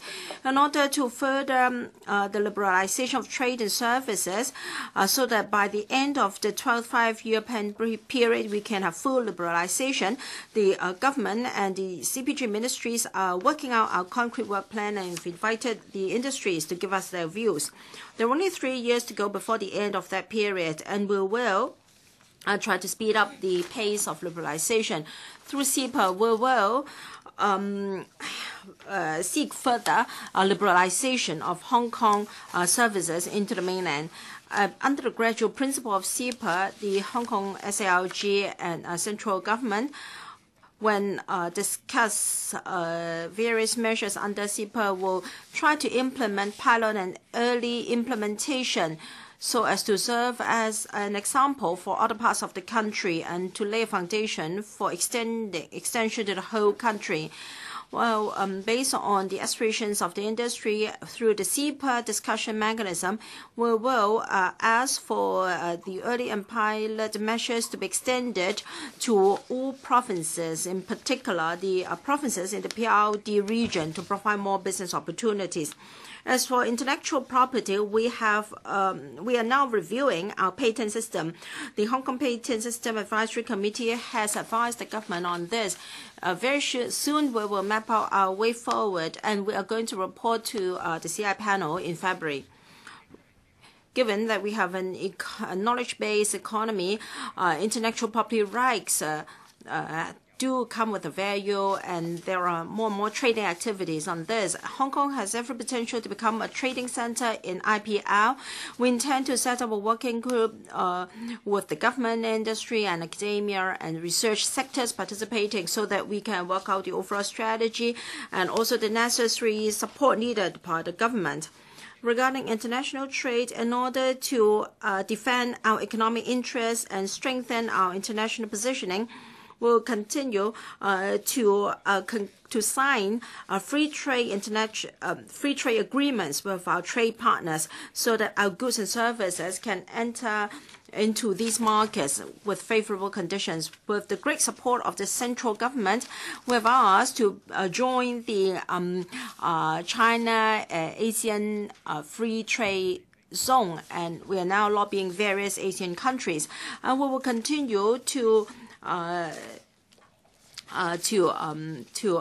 promote the agreement, the signing of agreement with other places. In 2012, end of 2012, we started the relevant negotiations with Russia, and we will start our discussion with Chile later this year. We'll continue to make good use of the Hong Kong-Taiwan Economic and Cultural Cooperation Association. That is a very useful platform to strengthen and intensify mutual development between Hong Kong and Taiwan, and we will enhance our promotion in Taiwan in terms of trade, tourism, investment, and trade facilitation and creative industries. In 2012, over 48,000 visitors came to Hong Kong, an increase of 16% over 2011. And among them, mainland visitors accounted for 70%. Many members talked about supporting facilities for our tourism industry and also our capacity.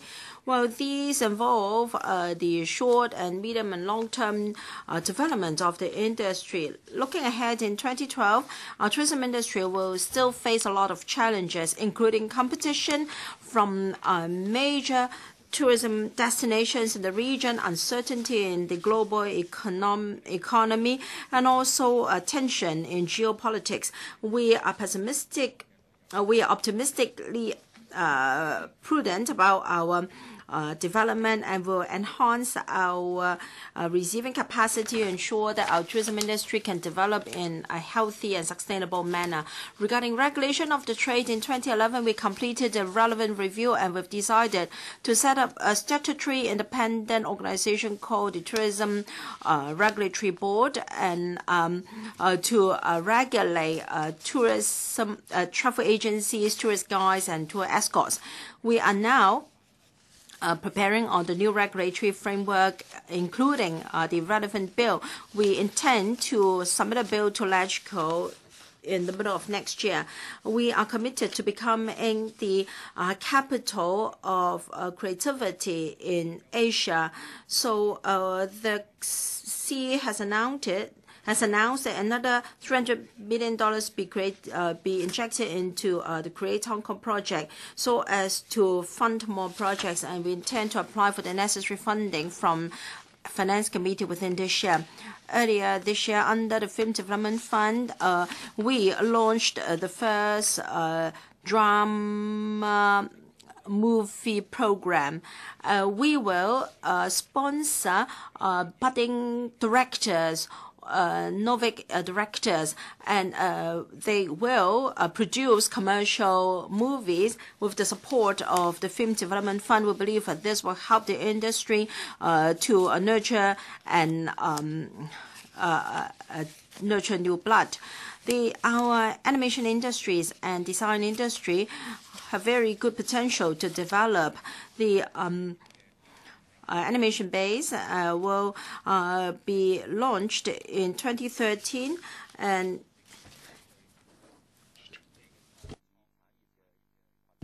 it will be a place. It will create a clustering effect so that relevant talents can get together and develop this relevant industry. Innovation technology is also major momentum for growth, and we will provide the necessary hardware and software support. And when necessary, we will put in more resources to create favorable environment so that the outcome of research and development can be commercialized. Well, the mainland market is developing rapidly, and it provides opportunities for our testing and certification industry. Through CEPA, we are now gradually moving into the mainland market. Starting from January this year, we have started in Guangdong as a trial point, and then the certification service scope of services will be expanded to cover fruit products. This shows that the mainland really accepts Hong Kong certification results, and we are now reviewing the plan set out by the Hong Kong Testing and Certification Board in 2010, and we will further support the development of this industry.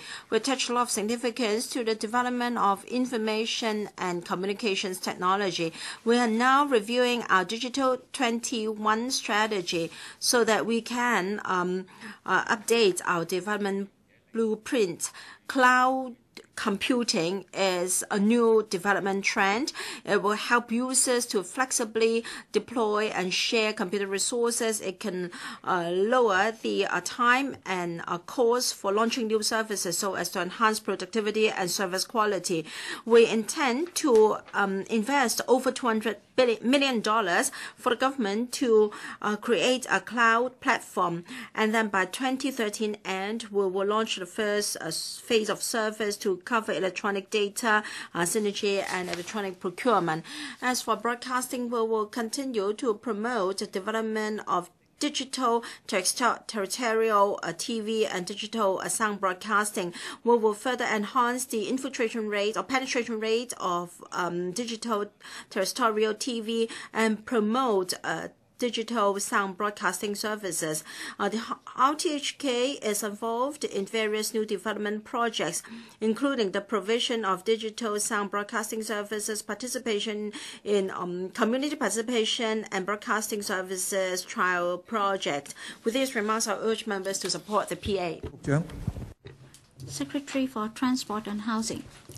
Mr. President, just now a number of members mentioned that the administration has to do home relationship as well as external relations so as to maintain our external relationships and our status as a global hub. In terms of aviation and shipping, that will be our major direction. For air transport, some members were concerned about the development of our third runway. Hong Kong's international airport is the busiest airport in the world in terms of cargo transport, and we're among the top 10 busiest passenger transport airports.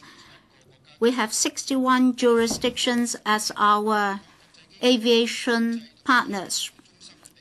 As for the third runway, it is very important in keeping Hong Kong as an aviation hub as well as our long-term economic development.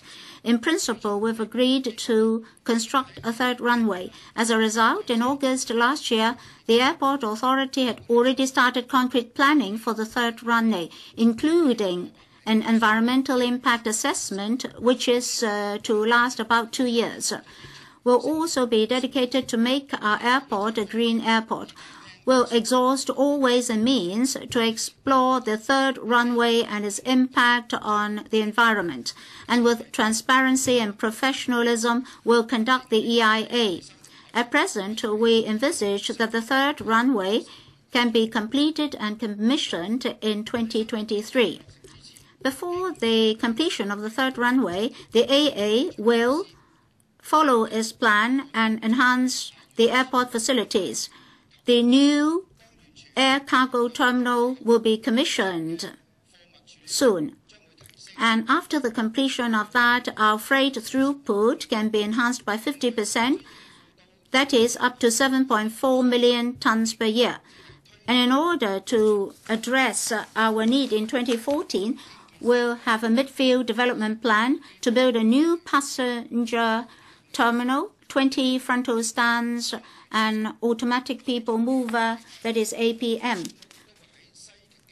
And on the west apron, the AA will have an additional 16 frontal stands to be completed by the end of 2014 in 2 phases.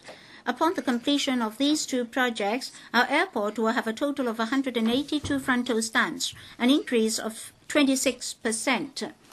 And for the Civil Aviation Department's new Air Traffic Control Center, it is to be commissioned in the second quarter of 2014. New electronic technology and enhanced data processing systems will be put in place with a 2-fold capacity to cater with the departure and landings of aircraft. And together with the Macau Aviation Department and Guangdong Province, we have formed a tripartite committee to see how we can enhance the efficiency and air traffic control collaboration among the 3 jurisdictions. Mr. President, a number of members are concerned about the development of our shipping industry and about the competition from Shanghai and Singapore. We should enhance and reinforce our status as a shipping hub. In the CE's policy address, it is said that on the basis of the existing terminal business, we'll develop our shipping business to effect a clustering effect. And then in the policy address, it is announced that an economic development committee be set up, under which there will be a working group on transportation to provide strategic proposals to the administration. In accordance with the discussion of the working group on transportation and 2 consultancy studies underway at the moment, that is the 2030 study as well as a status study, will inspect our ancillary measures and organizational structure to support our logistics industry, so that in the long term we can maintain our status as a shipping hub.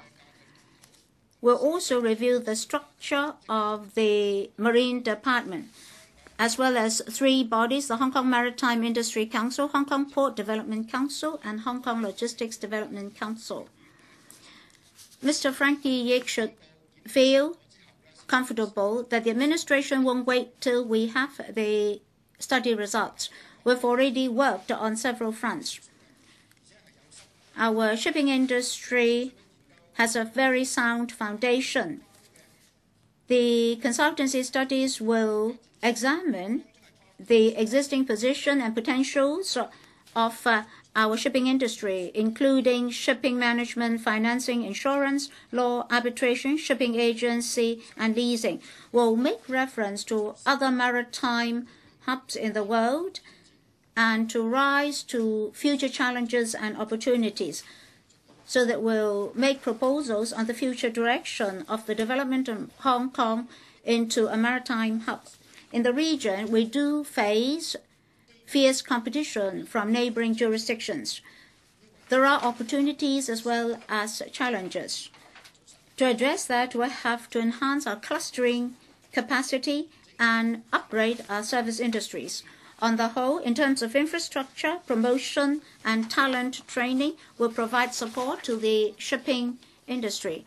In terms of infrastructure, we plan to make use of the Wai-chuen container port, will deepen its entry channel such that the depth will increase from 15 meters to 17 meters, such that mega vessels will not be obstructed by ebbs and tides and will always be able to enter the port.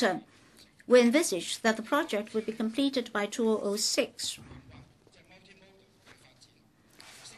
And with multimodal developments, will upgrade our airport facilities and cross-boundary control points to enhance our strength as a hub. We'll also enhance our network. and in accordance with the vision study for 2030, will enhance our ancillary measures for our port and shipping industry. At the end of last year, together with the Trade Development Council, we launched the Second Asian Logistics and Maritime Conference, attracting 1,300 participants from 21 jurisdictions and mainland provinces and cities. This indicates that Hong Kong is an important logistic hub as well as an international maritime center. And during the latter half of this year, similar international conferences will be organized, and we envisage a keener participation. And together with the Hong Kong Maritime Industry Council, Hong Kong Port Development Council, and Hong Kong Logistics Development Council, we organize study visits to promote Hong Kong. In terms of talent nurturing, all along through the Hong Kong Maritime Industry Council, we've been promoting training programs for the maritime industry. We have scholarships and award schemes for the training of senior sailors and maintenance technical staff. Up to this moment, over 850 people have benefited. I very much agree with Mr. Martin Liu that Hong Kong must develop our high-end shipping business, nurture talents, and reinforce our infrastructure. We should look into the future prospect of our shipping industry. So together with industry, we'll launch a lot of training programs to nurture talents and we'll join hands with the VTC in that regard in order to boost supply of professionals and talents for the industry. Some members suggested that in order to strengthen Hong Kong's status as a shipping hub, we're facing challenges in terms of manpower and human resources.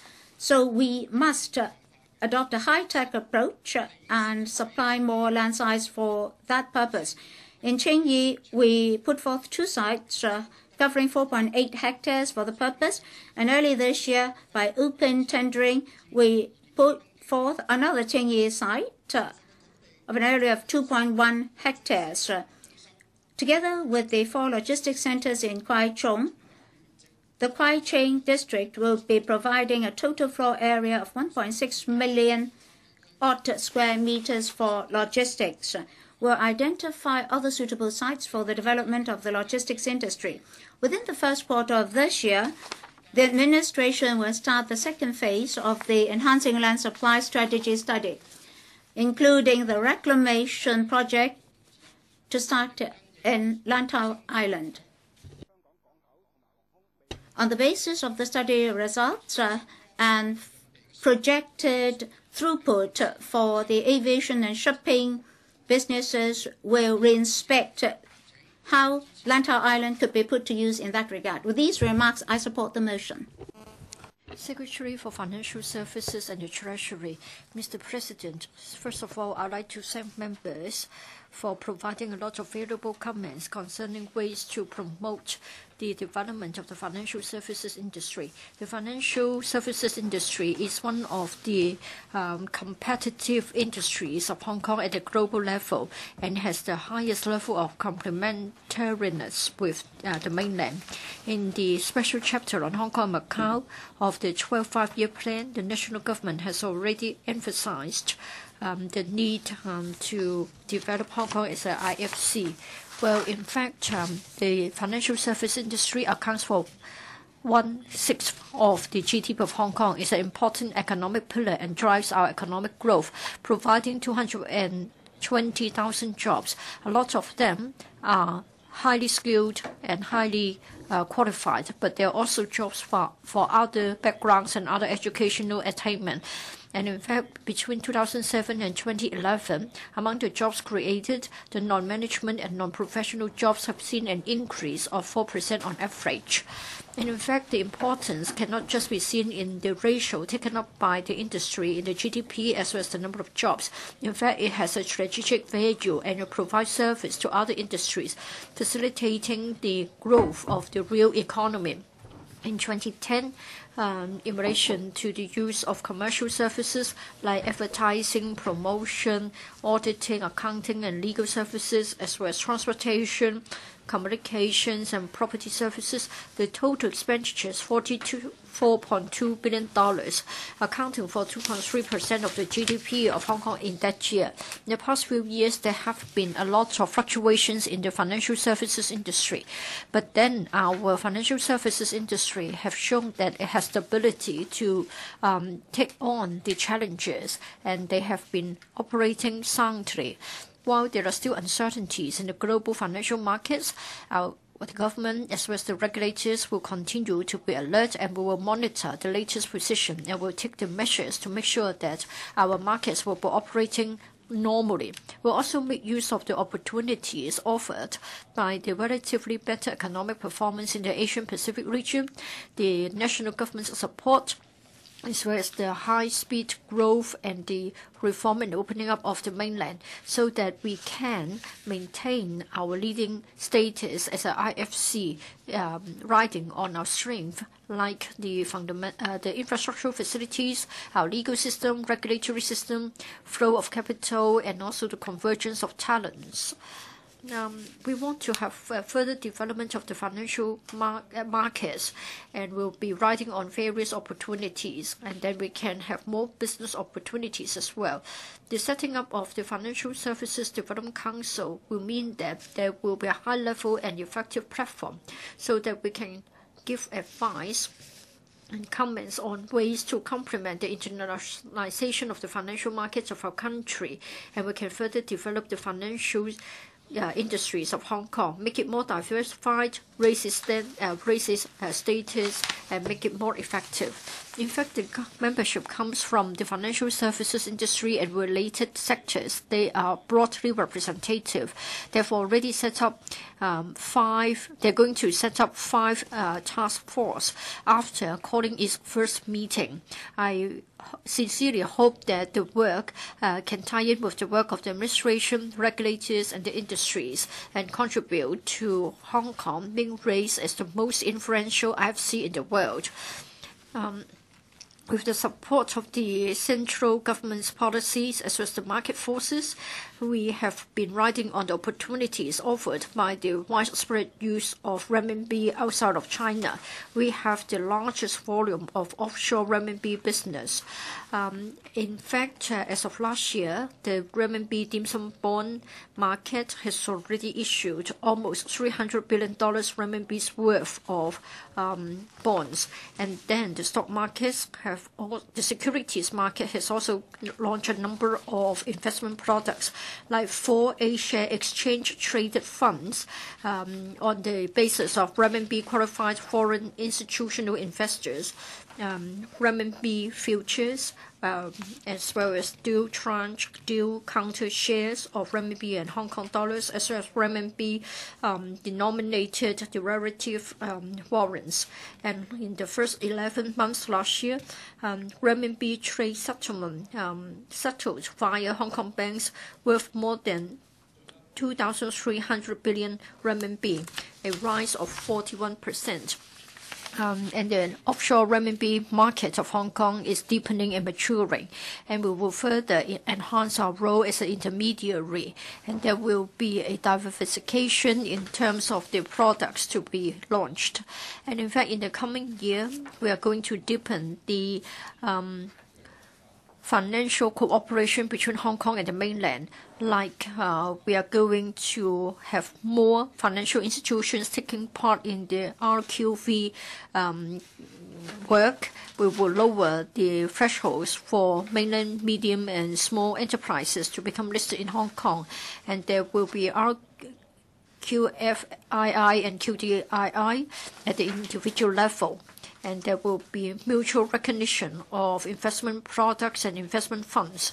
Other than our offshore renminbi business, we'll continue to have closer cooperation in all areas of the financial markets, and we will be benefiting each other. And at the national level, through the liberalization measures under CEPA, we have been able to gain more access to the markets. And at the regional level, or at the local level. We have also got more cooperation with Guangdong.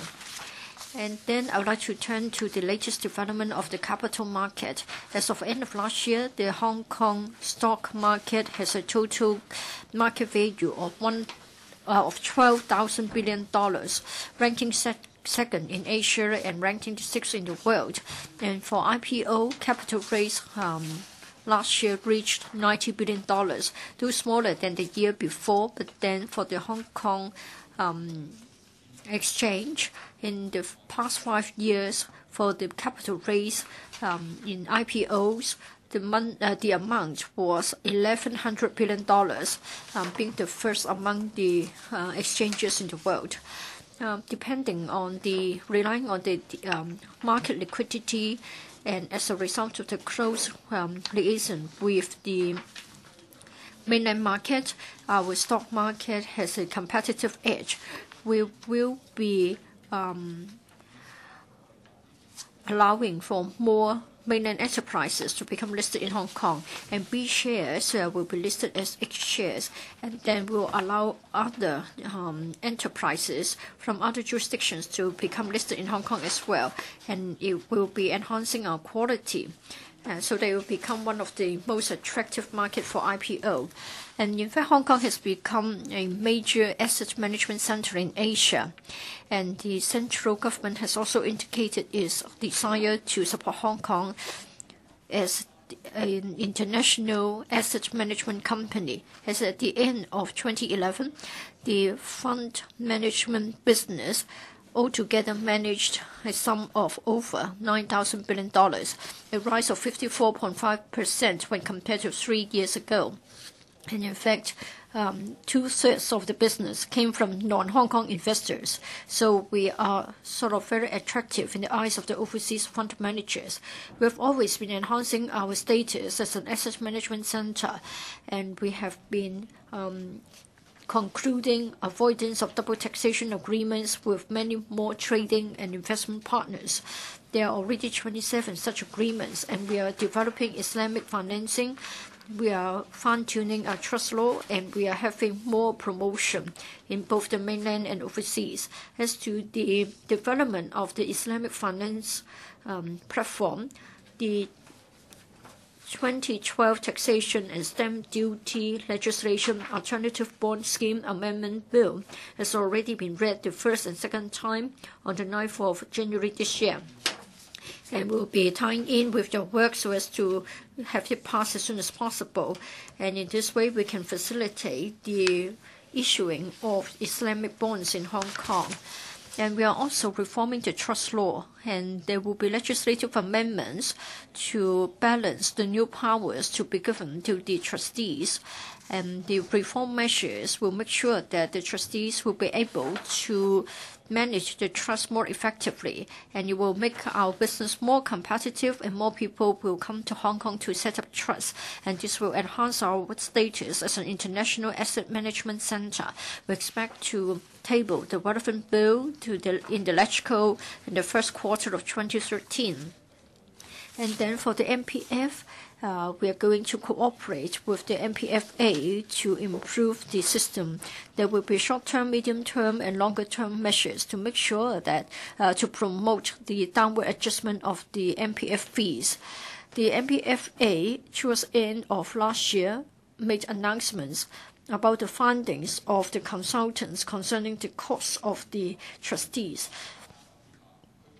The MPFA is following up on the recommendations of the consultants that can be implemented within the existing legislative framework, and will be talking to the MPFA to see how we can appropriately enhance its measures, and would like to come up with the legislative amendments in 2013-2014. And we'll be looking at the fundamental recommendations, like in the light of the objectives of retirement protection, we'll be rationalizing the types and numbers of funds, and when the market fails, then we will be capping the fees, and we'll be making arrangements for the consultation documents and options. And we hope that in 3 years' time, there will be total liberalization or total portability of the MPF schemes. And then bank supervision. We have been launching the Basel Agreement 3 in accordance with the Basel Committee on Banking Supervision, so as to enhance our ability to cope with impacts as far as the banking industry is concerned. And in fact, since January this year, we have already put into effect the 2012 banking industry capital amendment regulations. We'll be watching closely the implementation of the newly revised capital standards. And we will be tabling the relevant subsidiary legislation in the LegCo so as to implement the Basel Agreement 3 in relation to disclosure requirements. To implement the pledge of G20, we are now cooperating with the SFC and the Hong Kong MA in relation to over-the-counter derivatives and its supervisory system. We understand that there's yet to be a consensus. We're watching the development to see how they are going to regulate it and what sort of timetable they're proposing, and we'll be tying in with their efforts.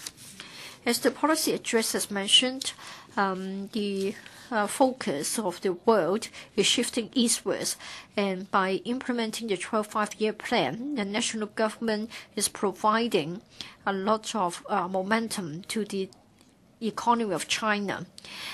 In a short span of few years, Hong Kong has become the largest and most liquid offshore renminbi business center. Asia is also the place where there is the fastest growth of wealth, and it means that it will facilitate our consolidation as the asset management center in the Asia-Pacific region, and we can become more comprehensive as a fund and asset management center. We are faced with the competition from other financial centers. We have to enhance our strengths. We need to be more diversified, and we have to contribute constructively in the internationalization of renminbi, among other important financial reform measures, so that we can tie in with the needs of economic development. Our financial services industry can have sustainable development, and we can enhance the overall competitiveness of the economy of Hong Kong. So I speak, and I hope members will support the policy address. Thank you. Secretary for Constitution and Main Affairs. President, I'd like to stress once again that the administration attaches equal importance to our relations with mainland and other countries, as can be seen in the speeches of other policy directors and also the FS speeches. So we will ensure that we have good G2G cooperation, and then we'll have a series of measures to enhance economic and trade relationship with mainland provinces and municipalities. I'm pleased to hear from members that they are very supportive of our work in this regard. And I'd like to highlight some important points. Currently, the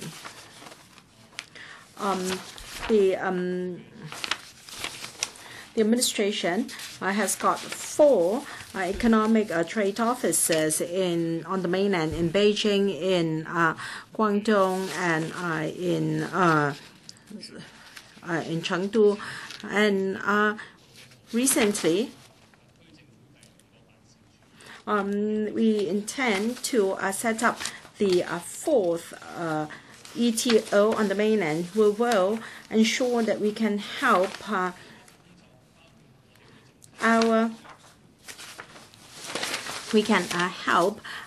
Kong people and Hong Kong enterprises. So we will very soon brief the relevant panel on the directorate post be created, and then we'll have submissions to the ESC and FC for the approval. We intend to set up the Wuhan ETO in 2014 so as to provide services for Hong Kong people and Hong Kong enterprises in the mainland. And at present, under the Chengdu ETO, there are 3 liaison units. We will look at the possibility of setting up liaison units under other offices, and we welcome comments from members.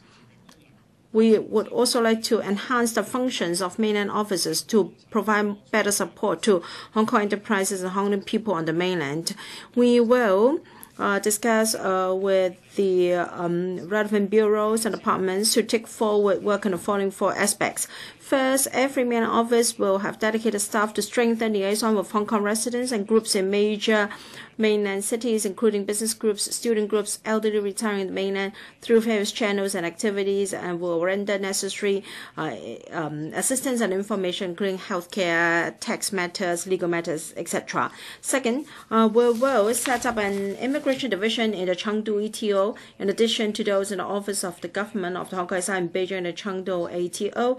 And third, we will set up the collection of aggregate data on Hong Kong residents in the mainland to better gauge their situation and service needs, and will analyze the opportunities and challenges for Hong Kong enterprises. Fourthly, the mainland offices will enhance communication and publicity targeted at all sectors on the mainland by means of various activities such as exhibitions, radio and TV programs, with a view to promoting the strengths of Hong Kong and fostering mutual understanding and respect between Hong Kong and the mainland. To enhance our cooperation with the mainland, we will reorganize the GPRDBC to form the Hong Kong and Mainland Economic Cooperation Advisory Committee with a wider term of reference covering all economic cooperation between Hong Kong and mainland, with the view to achieving complementary, mutually beneficial and sustainable economic development for deepening regional cooperation with major economic regions in the mainland. Mr. Andrew Leung asked that this committee should adopt a pragmatic approach, and that we will certainly bear this in mind. The PA also mentioned that we must enhance economic and trade relations with the mainland, and we should focus on G2G work. And we'll do this on in a central level and a regional level. Well, in March 2011, the National 12th Five-Year Plan was promulgated, and the implementation will be one of the major foci of our work. And we will, under the principle of one country, two system, help in the advanced work of the country's implementation of the 12th Five-Year Plan. Mr. Ho said that Hong Kong is in fact being planned, included in is being imposed a plan under the 12th Five-Year Plan. I beg to differ. There is a dedicated chapter in the 12th Five-Year Plan. This is totally in line with one country, two system. It also shows that we are closer and closer to the mainland. We will make good use of our G2G cooperation platform with the Guangdong province. We will certainly focus on this, because our cooperation with Guangdong and also Shenzhen has a very long history. We will continue to implement the framework agreement of Guangdong-Hong Kong cooperation. And I think Mr. Greg Su in his speech mentioned this point. Mr. Zhang Wafeng mentioned that Hong Kong SL government should assist the financial services sector in Hong Kong to tap into the Tianhai market. I'd like to point out here that the SLG has maintained very close liaison with relevant authorities on the mainland in the development of Tianhai. When the details of implementation of Tianhai is worked out, views of the sector will be fully reflected so that there can be a favorable investment environment for the sector, and to ensure that the revenue industry can tap into the market in Tianhai in a timely manner. We will continue to promote cooperation with the Pan-PRD region. Their population and PRD account for 1/3 of the whole country, and is an hinterland with good potential.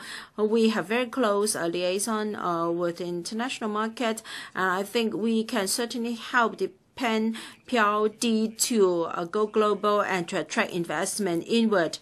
The was involved in the PRD Region Cooperation Development Forum last year. He met with many leaders of provinces and municipalities and discussed multi-bilateral economic and trade cooperation with these places.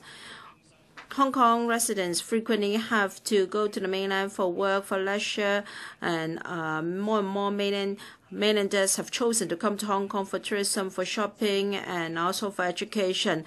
Mainland residents have come to Hong Kong to trade in apparel goods, to buy baby formula, to give birth to the children, and this have aroused a lot of concern. We attach a lot of significance to our relations with the mainland. I think we have to deal with capacity of Hong Kong. The supplies of healthcare, education, tourism, and public facilities do have limited capacity. Well, when supply and demand do not match, well, there may be the scramble for bed spaces, for giving birth, for baby formula, for this and that. So we have got a number of targeted measures. Starting from 2013, there will be zero quota for mainland mothers to give with non-local women whose husbands are not Hong Kong residents to come to Hong Kong, and will ensure that there will be sufficient supply of baby formula. CA has also said that the distribution of social resources will give priority to Hong Kong people. And then there is the question of cultural background, because the cultural and historical background of the two places are different. Our lifestyle and our culture is very different from that of the mainland. Day-to-day contact between residents of the two places may give rise to misunderstanding and conflict. With more frequent exchange between peoples of the two sides, we must have a better understanding of the cultural differences. We hope that everyone in Hong Kong can be accommodating and try to understand the differences. And the third point is communication. Because of our capacity constraint and also cultural differences, we must have more publicity activities on the mainland so as to promote mutual understanding. The CE said in its policy address that mainland officers, Hong Kong officers will see a strengthened role. They will enhance communication and publicity. They will promote the strengths of Hong Kong and enhance mutual understanding and respect of the two societies so as to dispel unnecessary misunderstanding. The government will continue to keep a close eye on the situation. When necessary, we will launch measures when necessary to ensure that while we continue to develop, deepen our relations with the mainland, people's day-to-day living would not be affected. Thank you. The first debate ends. We now go into the second debate session. The debate theme